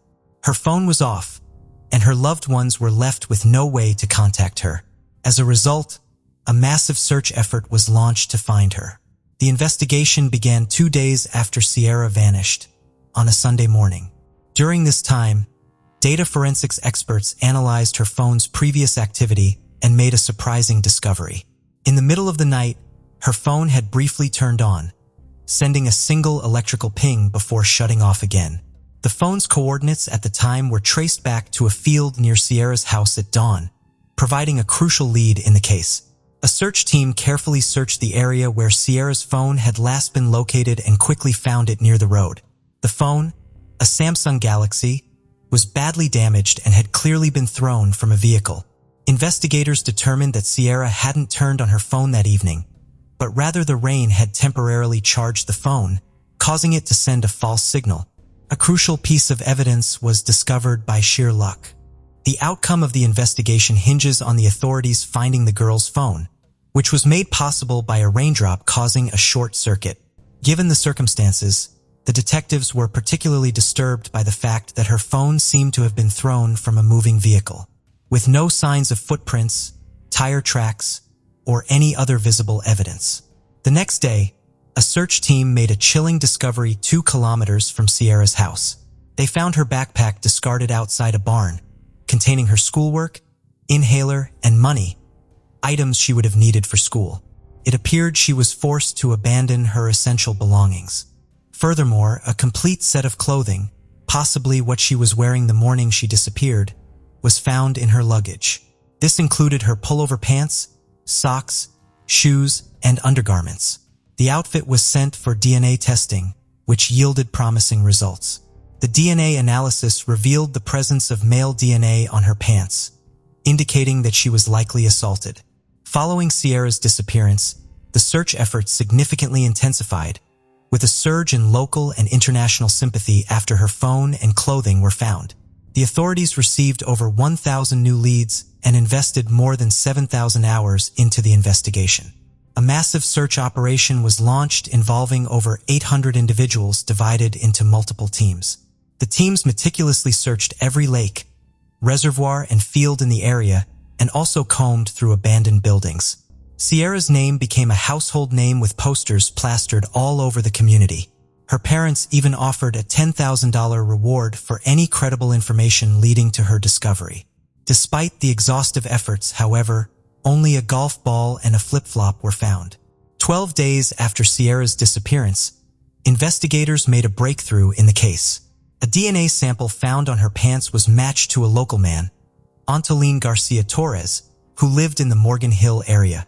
This discovery came after authorities compared the DNA to that of all 57 registered sex offenders living in the same zip code. It's worth noting that Sierra's father, a registered offender himself, voluntarily came forward and shared his prior criminal history with the police shortly after his daughter went missing. He was quickly cleared as a suspect, allowing investigators to focus on other leads. Antolin Garcia Torres, a 21-year-old man, became a person of interest due to the DNA match. At the time, he lived with his mother, pregnant wife, and young daughter at the Maple Leaf RV Park, approximately 7 miles from Sierra's home. Antolin's past is concerning, marked by a difficult upbringing with abuse and neglect. His father was abusive and even threatened to kill Antolin and his mother before being imprisoned for molesting a family member. Unfortunately, Antolin seemed to have inherited his father's harmful behavior. In 2009, he was accused of having sex with a minor, but the charges were dropped. However, his DNA was collected during the investigation. The following year, he was detained for interfering with police operations. The suspicious relationship between Sierra and Antolin raised concerns, leading detectives to keep a close eye on him. Since Antolin was the most likely person to know Sierra's whereabouts, the police took steps to monitor his movements and communication. They tapped his phone, placed a GPS tracker in his car, and even stationed 2 undercover investigators in an RV next to his house to keep him under surveillance. Investigating Antolin's alibi, detectives reviewed security footage from the RV park and neighboring areas on the day of Sierra's disappearance. The footage revealed that Antolin had left the campground in his red Volkswagen Jetta at 7 a.m., which corresponded with the time frame of Sierra's kidnapping, given the short 7-mile distance between his home and Sierra's. Although Antolin claimed to have gone to work, Safeway's records showed he never arrived on March 16th. Further inquiry by his management uncovered disturbing information. 3 attempted kidnappings had occurred in the same Safeway parking lot just 3 years prior, although the perpetrators were never caught. The only evidence from these incidents was a dropped taser with a partial fingerprint on one of its batteries. However, a complete match would require a direct one-to-one comparison. The thought of Antolin being the suspect seemed appealing, but when his fingerprints were matched with those on the taser, the investigators were shocked to discover that he was their man. The evidence was mounting against him. His DNA was found on Sierra's pants, and he had a history of involvement in kidnappings. This was enough to detain him and seize his car for further DNA testing. During the interview, Antolin came across as arrogant, but the test results were damaging. He claimed to have gone fishing on the day Sierra vanished, and had no idea who she was. However, the investigators were skeptical of his explanation. What's more, Antolin made a strange admission. He had a disturbing habit of strangling snakes while driving and throwing them out the window. He also admitted to throwing a used tissue out the window in the same spot where Sierra's bag was found on the morning she disappeared. This, combined with the 1 in a million chance of rain on Sierra's phone, made his explanation seem even more implausible.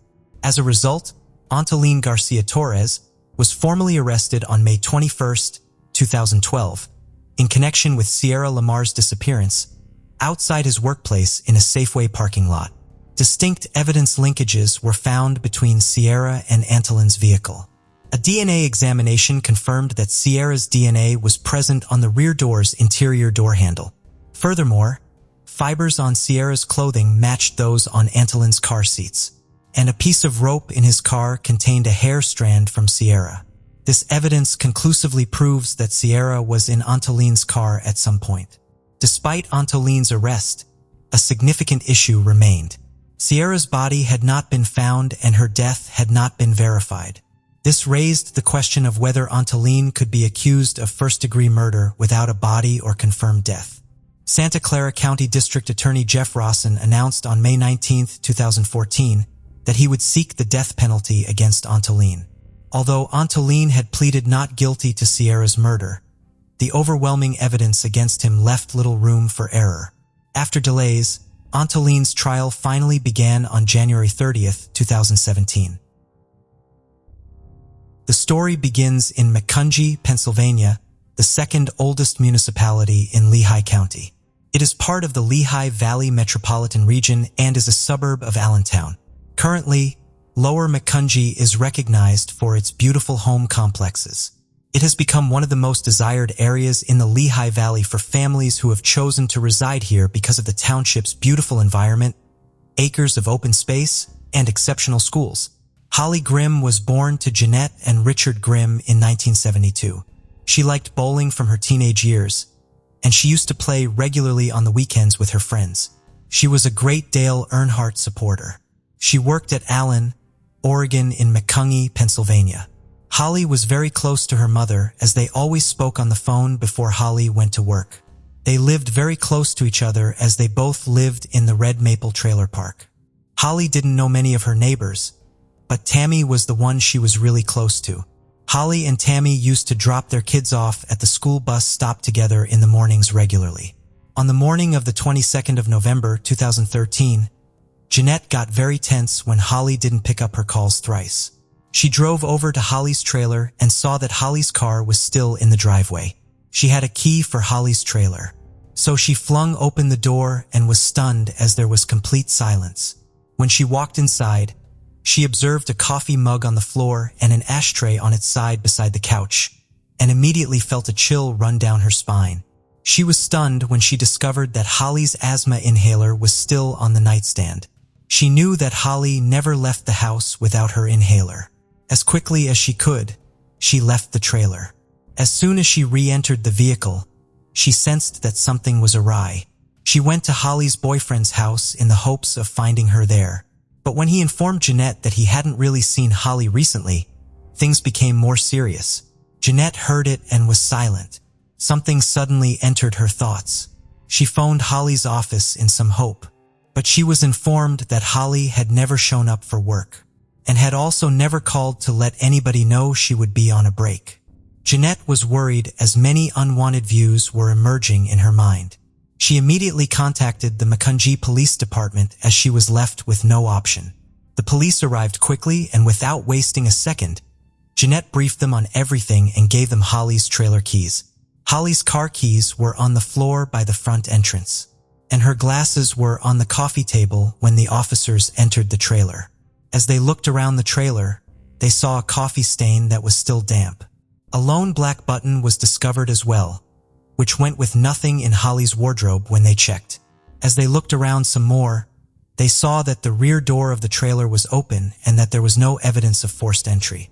But there was a brilliant crimson stain outside the entrance. After being tested, it was revealed to be human DNA, but it wasn't Holly's. The forensic examiner said the fact that it hadn't been exposed to any changes in its surroundings suggests that it was only recently left on the door, which was useful information. When police told Jeanette about this, she said that Holly never left the home that way and that the back door was always closed. It was clear to the police that the trailers were packed in closely together. They decided to find out whether or not any of their neighbors had noticed anything unusual. The policeman approached the trailers close to Holly's and started questioning the residents there. Holly's close friend Tammy was the first to speak with the police because of their strong friendship.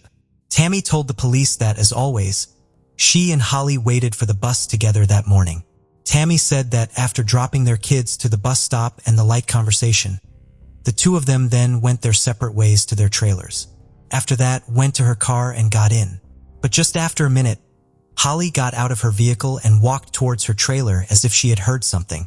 She then stopped and turned her head as if she had heard something behind her trailer. She looked for it but seemed to see nothing. After a while, Tammy came out and heard a loud thud coming from Holly's trailer. She said that when she left to go to work, Holly's vehicle was still in the driveway, which was out of the ordinary given that Holly always departed for work before she did. Despite these strange events, she did not take any action or notify anyone. When the police couldn't find Holly's phone, they called AT&T for assistance.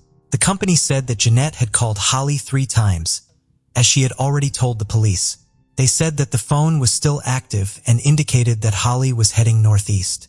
But after that point, they were unable to determine the phone's location. According to them, maybe it was turned off. Maybe it was destroyed.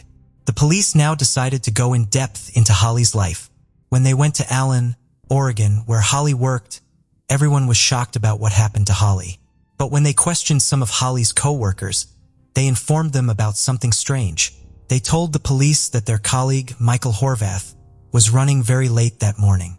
According to them, Michael Horvath was very punctual. The police then decided to look for Michael, but when they took an in-depth look at his life, many strange things emerged. Michael G. Horvath was born in 1967. In 2013, he was living in Ross Township, Macungie. He lived with his wife named Kathy. According to the locals of Ross Township, Michael was very mysterious. He was a very strange type of character in the office too. Michael had also cheated on his wife with a woman named Nicole. He had met her on an online website in July 2013. She claimed that she never developed romantic feelings for Michael despite their frequent online conversations. They had only met once in person, but she had felt uneasy around him even then. She declined his invitation the next time because she had plans to accompany her husband to the mall the next day. Michael made a weird remark in response, telling her that he would follow them around the mall. After all this, she was still in touch with him. On the morning that Holly vanished, he had even given her a call. Michael also had a farm bordered by forests, and he often went into them to hunt deer. He even had a trailer in the woods that was soundproof, and had a winch on it to skin and cut off animals. Michael was not a fan of serial killer shows until the debut of Dexter on television. Like Dexter, Michael wanted to be a serial murderer. He really admired the character of Dexter. The series finale aired in September of 2013. 2 months after the series finale aired, Holly Grimm went missing from her trailer. On the 12th of December 2013, the police questioned Michael for the first time. When the police saw Michael walk into the interrogation room, they decided he wasn't a big threat. They saw him as a balding and overweight man who was restless. The police only questioned him about his tardiness to work that day. He said that on his way to work, his car got a flat tire. So he pulled over to an off-ramp to inflate it so he could go home and change it. Holly's trailer was located 2.5 miles from the off-ramp. Then drove home to change the tire and then drove back to his workplace. This is why he arrived late to work that day. They were unable to hold him due to a lack of evidence. In the end, they did nothing and let him go. In March of 2014, after working for more than 20 years, Michael decided to leave his job at Allen, Oregon. The police were still in the search of the missing Holly Grimm. And when they heard about Michael leaving his job, they decided to keep an eye on him. Finally, in August of 2015, police spoke with Michael's wife, Kathy. They talked to her about the day Holly Graham went missing. She said that when she arrived home from work, she found Michael's dirty shoes in the bedroom and the lights on, and thus was established that Michael had missed a day of work. She added more in her statement and said that she had seen Michael doing something in the woods near the house, but she wasn't sure what he was actually doing. Not long after that, Kathy was rummaging around in the garbage when she came upon a bottle of chloroform. She also discovered the date books he used to keep track of Holly's whereabouts. When she found them, she was completely broken, but she confessed all this to the police. But even after all this, she was certain Michael was innocent and incapable of committing a crime like murder. In March 2016, the police came up with an idea. They left a paper message on Michael's truck's windshield. The message implied that they were aware of what he did to Holly Grimm. They were hoping that maybe Michael would be so frightened that he'd visit the place he had put Holly, but nothing like this happened. They again interviewed Michael in September of 2016.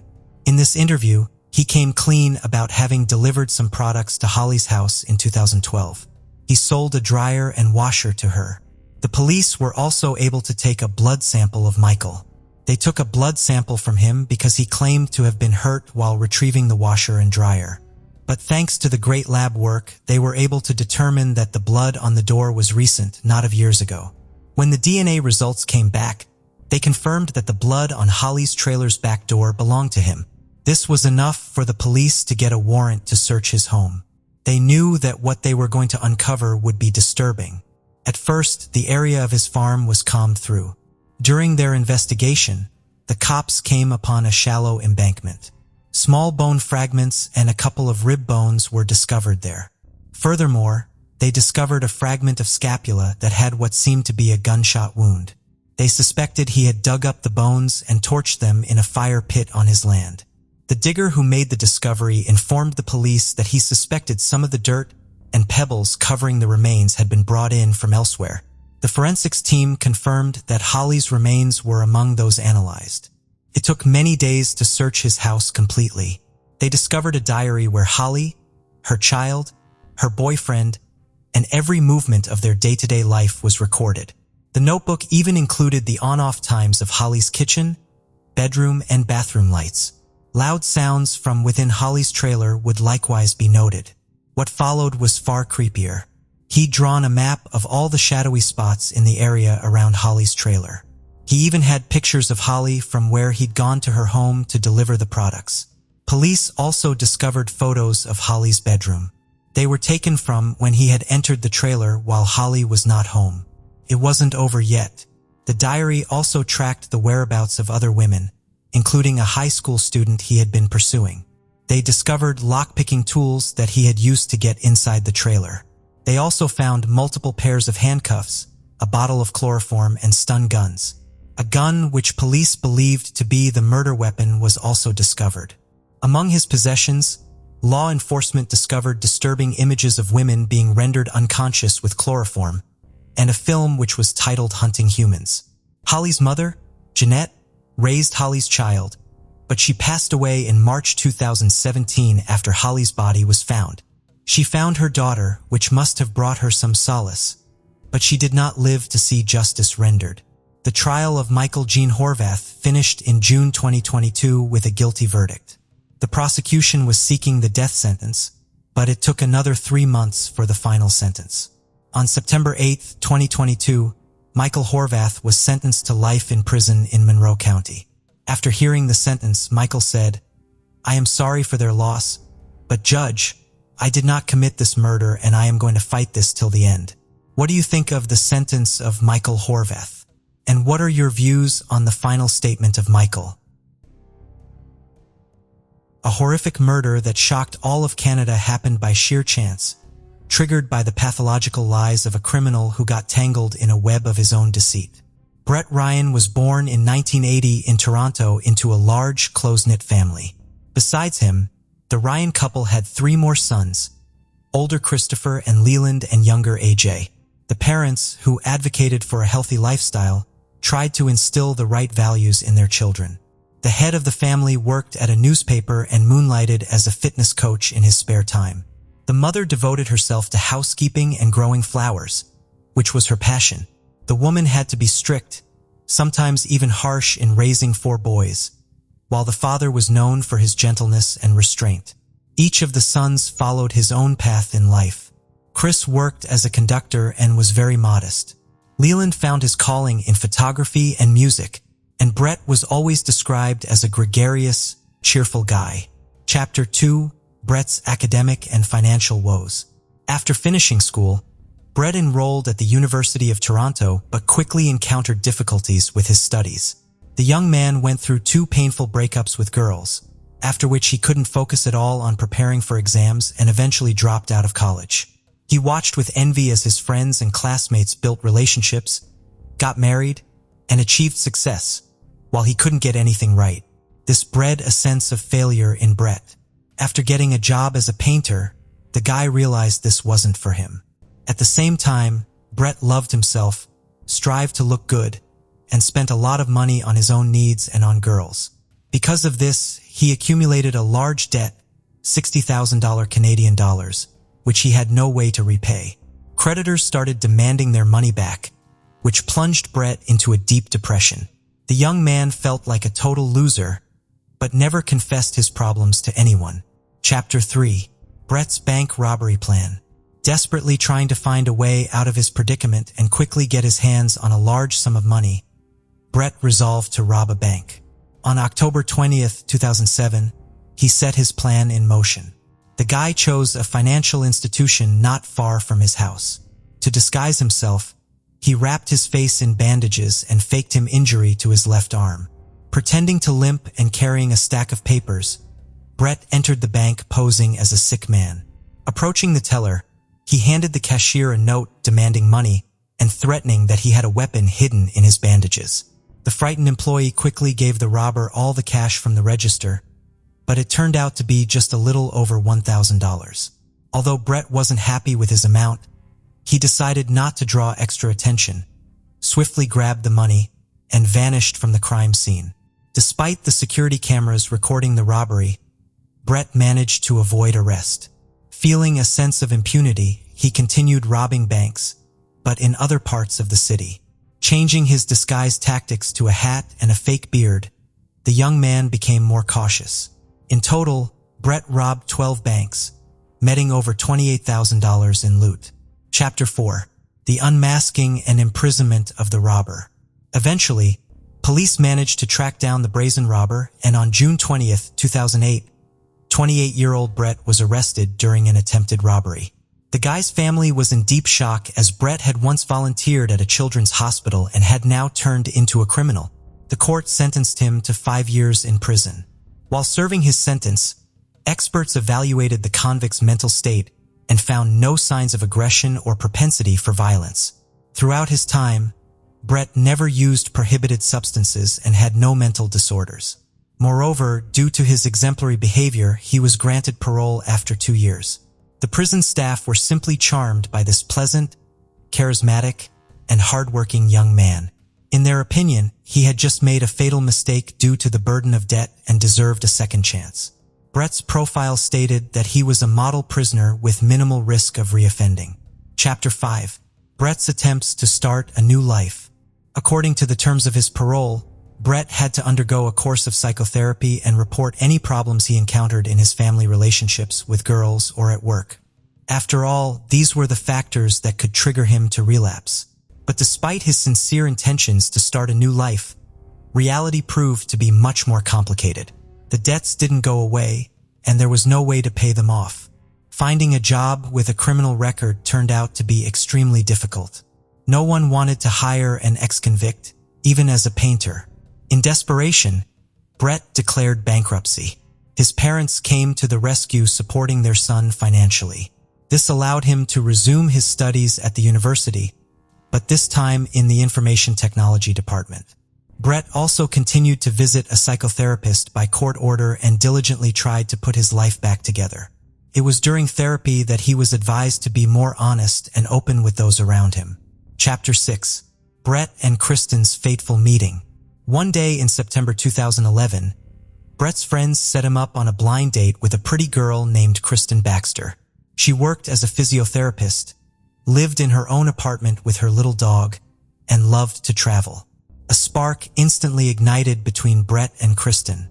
They immediately hit it off and felt a mutual attraction. The young people were united by common interests. Like Kristen, adored animals and travel. Soon they started dating. The couple spent a lot of time together, attended sports events, and went on hikes. Brett even accompanied Kristen and her family on a vacation to the Bahamas. Plus, the girl's dog immediately took a liking to him. It seemed that Brett's life was finally getting back on track, and he was no longer drawn to dubious ventures. He longed for a quiet and cozy life next to his beloved girlfriend. In January 2013, Brett moved into Kristen's apartment, marking a new stage in their relationship. The couple began to think about getting married. Chapter 7. Hiding the Truth from His Beloved. A new life began for Brett. The young man, who had grown up in a quiet suburb, was now immersed in the bustle of vibrant city life with its numerous restaurants, shops, and interesting places. The young couple enjoyed visiting cozy eateries together and taking evening swims in the pool. However, as it turned out, all this time, while Brett's brothers were building their careers and becoming independent, he was only studying, living on his parents' money. The couple often traveled to warm countries together. Brett's father suddenly passed away. The young man temporarily moved in with his mother to help with the funeral arrangements and support her during this difficult time. That's when he confessed to Susan that he was madly in love with Kristen and dreamed of marrying her. However, he didn't have the money for a decent engagement ring, so he hesitated with the proposal. Touched by her son's words, his mother handed him money for an expensive ring. Brett bought a luxurious diamond ring and proposed to Kristen. Beaming with happiness, the girl said yes. The couple immersed themselves in pleasant wedding preparations. Brett even looked for side jobs to be able to surprise his beloved and shower her with gifts, but these were insignificant sums. The guy had no idea how he would provide for a family in the future. He carefully concealed from his fiancée his problems with the law, bankruptcy, and debts. Abandoning his futile studies, Brett focused on finding a decent job. Chapter 8: A Failed Attempt to Get a Job. At the beginning of 2016, fortune finally smiled upon Brett. He got a good job in the field of information technology. The guy joyfully shared this news with Kristen, and the couple decided to celebrate the occasion with family. However, as soon as his new employer learned about his criminal past, they immediately refused to hire him. This was a crushing blow to Brett's ego. Not wanting to upset his beloved, he decided not to tell her about yet another failure. Instead, Brett pretended that he would be working remotely from home. While Kristen was getting ready for work, he pretended to be working at the computer. The girl was happy that they would finally get on their feet and Brett would start earning good money.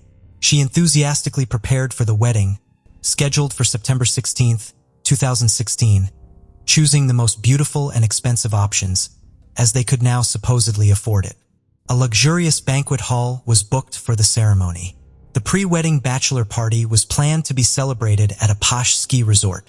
The couple even started looking at a spacious and cozy house where they dreamed of settling after the wedding, as they were tired of being cramped in a small apartment. Susan was overjoyed, believing that her son had finally gotten on his feet, graduated from university, and found a high-paying job. The woman eagerly anticipated the wedding and Brett's move into his own home. Chapter 9: Brett's Lies Exposed. But in reality, this was all a blatant lie.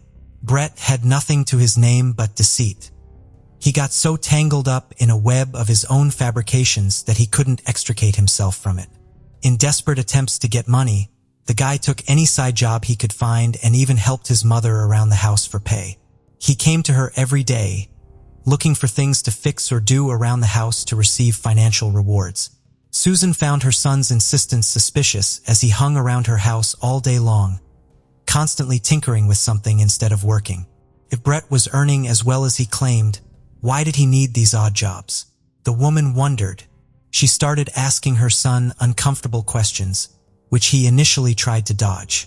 But then, remembering the therapist's advice about the importance of honesty, Brett finally dared to confess his troubles to his mother. He begged Susan for substantial financial assistance, promising to keep looking for work. However, his mother was extremely disappointed with her son's life failures. She was filled with indignation that Brett hadn't even managed to finish university and get an education. Susan flatly refused to give him money and threatened to tell Kristen everything. Chapter 10: The Birth of a Criminal Plan. His mother's harsh words infuriated Brett. He was seized by a panic fear that Kristen would leave him if she learned the truth. The guy was desperate to avoid this at all costs. More than anything in the world, he feared ending up on the streets again, without his beloved girlfriend and returning under his mother's care. Brett didn't want to feel like a miserable loser for the rest of his life. And then a monstrous plan took shape in his head. Since his criminal record prevented him from legally purchasing firearms, decided to get a crossbow. To avoid attracting undue attention, the guy bought a used crossbow for cash. The next day, Brett went to his mother's house again, supposedly to help with repairs for money. Chapter 11: The Bloody Massacre. On August 25, 2016, Kristen woke up early as usual and went to work to see her patients. Pretended to stay home and work, but in fact, he started getting ready to go to his mother's. Suddenly, it dawned on the guy. To avoid suspicion, he needed an alibi. The resourceful Brett crafted a device that imitated him working at the computer by periodically pressing keys. In addition, he set up automatic email sending at a specific time. Next, Brett packed all the necessary items for his disguise into a sports bag, including clothes and a wig. Slipping out of the house unnoticed through the fire escape to avoid being captured by surveillance cameras, the guy headed to Susan's place. Just as stealthily, in a mask and wig so that no one would recognize him, Brett arrived at his mother's house. On the doorstep, he took off all his disguise and went inside.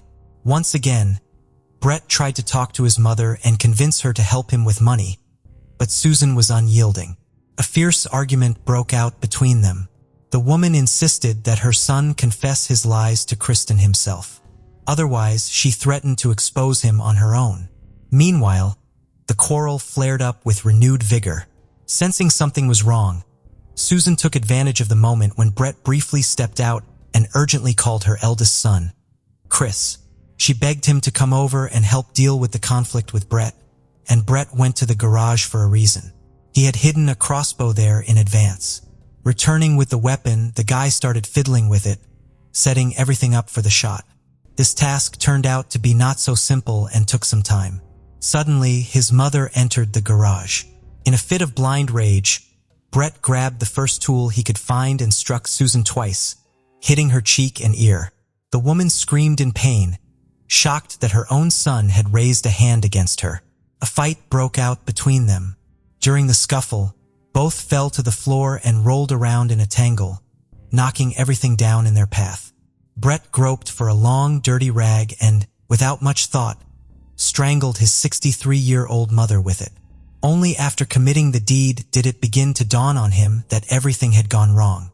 The perfect murder had turned into a nightmare.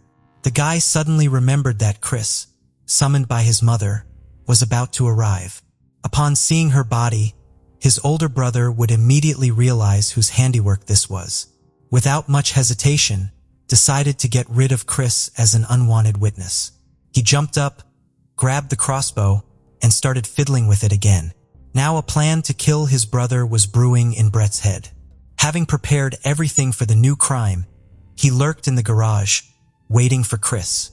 Soon, the unsuspecting 42-year-old man crossed the threshold in search of his mother. At that moment, Brett silently approached him from behind and shot him point blank in the back of the head. Chris instantly fell dead. Brett dragged his bloodied body over to his mother's corpse and covered them with a tarp. The guy rushed to grab his bag of clothes to quickly change and flee. Unexpectedly, Brett's younger brother, 29-year-old AJ, appeared at the doorstep of his mother's house coming for a visit. For Brett, this was real catastrophe. He frantically pondered what to do next, change clothes and run or stay and kill AJ too. Brett feared that his younger brother, upon discovering the bodies, would immediately call the police, and then he would certainly be caught. This pushed the guy to commit yet another gruesome murder. After tracking down AJ, Brett followed him, holding the crossbow at the ready. He crept up to his unsuspecting victim with the intention of cunningly shooting him in the back of the head, just like Chris. But this time, something went wrong. AJ sensed danger and noticed the armed Brett. A life-and-death fight broke out between the brothers. At some point, Brett managed to wound AJ, hitting him in the neck with a crossbow. AJ screamed in pain and fled. He ran out of the house, leaving a trail of blood in the sand, and collapsed exhausted in the driveway. It turned out that there was another brother in the house, 39-year-old Leland, who had been carelessly sleeping this whole time. He was awakened by AJ's horrific scream. Looking out the window, Leland saw his bloodied brother on the path. The man rushed to the phone to call 911, but he didn't make it. At that very moment, a crazed Brett pounced on him. A fierce fight broke out between the brothers, which rolled through the entire house, turning it into a bloody mess. Taking advantage of the moment when Brett was distracted, the wounded Leland managed to slip out unnoticed, crawl to the neighbors, and lose consciousness on their doorstep. The good people immediately called the police. Meanwhile, the enraged Brett dashed back into the yard, catching a glimpse of the wounded AJ, who was trying to crawl away, bleeding. Obsessed with the desire to finish off his younger brother at all costs before he attracted the neighbor's attention, Brett chased after him. Chapter 12. The finale of the bloody drama. As he pursued AJ, Brett suddenly saw that Leland had managed to fully rat him out to the neighbors. From that point on, the guy no longer had any chance of salvation. The police were about to arrive at the crime scene and put an end to his bloody odyssey. Brilliant plan for the perfect murder had crumbled to pieces. In despair, decided to surrender. Unhurriedly, he returned to his mother's house, grabbed a bottle of water, and settled on the porch, patiently waiting for the arrival of law enforcement. When the first patrol cars and an ambulance pulled up, the medics immediately pronounced Susan and Chris dead. AJ was still showing signs of life, but was in extremely critical condition. On the way to the hospital, he died from his injuries. As for Leland, although he was hurt, he survived. He was urgently hospitalized and provided with the necessary medical care. Over time, the man began to recover. Chapter 13. The shocking truth for Kristen: Brett was arrested at the crime scene and faced terrible charges of triple first-degree murder and attempted murder of his brother. The news stunned Kristen, as there were only 3 weeks left until the wedding. The unfortunate bride learned the horrifying truth about her beloved for the first time. His criminal past, conviction for robbery, financial problems, lack of a job, and the gruesome murder of his own family. How could she have lived under the same roof with this monster for so long? The shocked girl immediately canceled the wedding. Returning to the apartment, Kristen discovered the contraption Brett had crafted himself for his alibi. Not understanding what this strange gadget was, she mistook it for an explosive device and frantically called the police. Law enforcement officers arrived at the scene, promptly evacuated the building's residents, and began cautiously examining the mysterious device. It soon became clear that it posed no danger, but the cops were amazed by Brett's extraordinary ingenuity and scrupulousness. One couldn't deny his intelligence and inner strength, which unfortunately he had channeled in the wrong direction. If only Brett had chosen the right path in life from a young age, his potential could have brought much good to society. Chapter 14. Admission of guilt and sentencing. At the court hearing, decided to plead guilty. He made a deal with the prosecution, agreeing to have his actions qualified as a triple second-degree murder. Trying to mitigate the sentence, the guy claimed that he had only planned to scare his mother with the crossbow and have a serious conversation with her. Allegedly, he wanted Susan to finally understand and support him. But unfortunately, everything got out of control. Brett swore that he had not intended to do anything to his brothers. They had simply ended up in the wrong place at the wrong time. However, the prosecution insisted otherwise. In their firm belief, the defendant had planned from the very beginning to brutally deal with his mother, not just talk to her. The prosecutors argued that Brett had taken the crossbow with him specifically to kill Susan, and therefore must face severe responsibility. As a result, the guy was found guilty of first-degree murder of his mother and second-degree murder of his brothers. The court handed down a harsh sentence, 3 life terms with the right to parole no earlier than 25 years. In addition, Brett was sentenced to 10 years for the attempted murder of his brother Leland. All punishments are to be served simultaneously. This means that the guy will only be able to seek early release in a quarter of a century. The sole surviving brother Leland greeted the verdict with relief. Despite all the pain and bitterness of loss, he sincerely respected Brett for his expressed remorse. In Leland's deep conviction, his younger brother was not a bad person at heart, but had unfortunately become hopelessly lost in life. Brett had stepped onto the slippery path of deceit and eventually got completely mired in the quagmire of his own lies. He could no longer extricate himself from it, which led to a terrible tragedy. Brett Ryan's horrific story serves as a warning to us all. It vividly demonstrates how seemingly small lies and concealing the truth can lead to dire consequences. At some point, the lies grow, accumulating new details and become uncontrollable, ruining not only the deceiver's life, but also the lives of their loved ones. Brett had every chance to get on the right track after his first prison term. He had the support of his beloved girlfriend and family.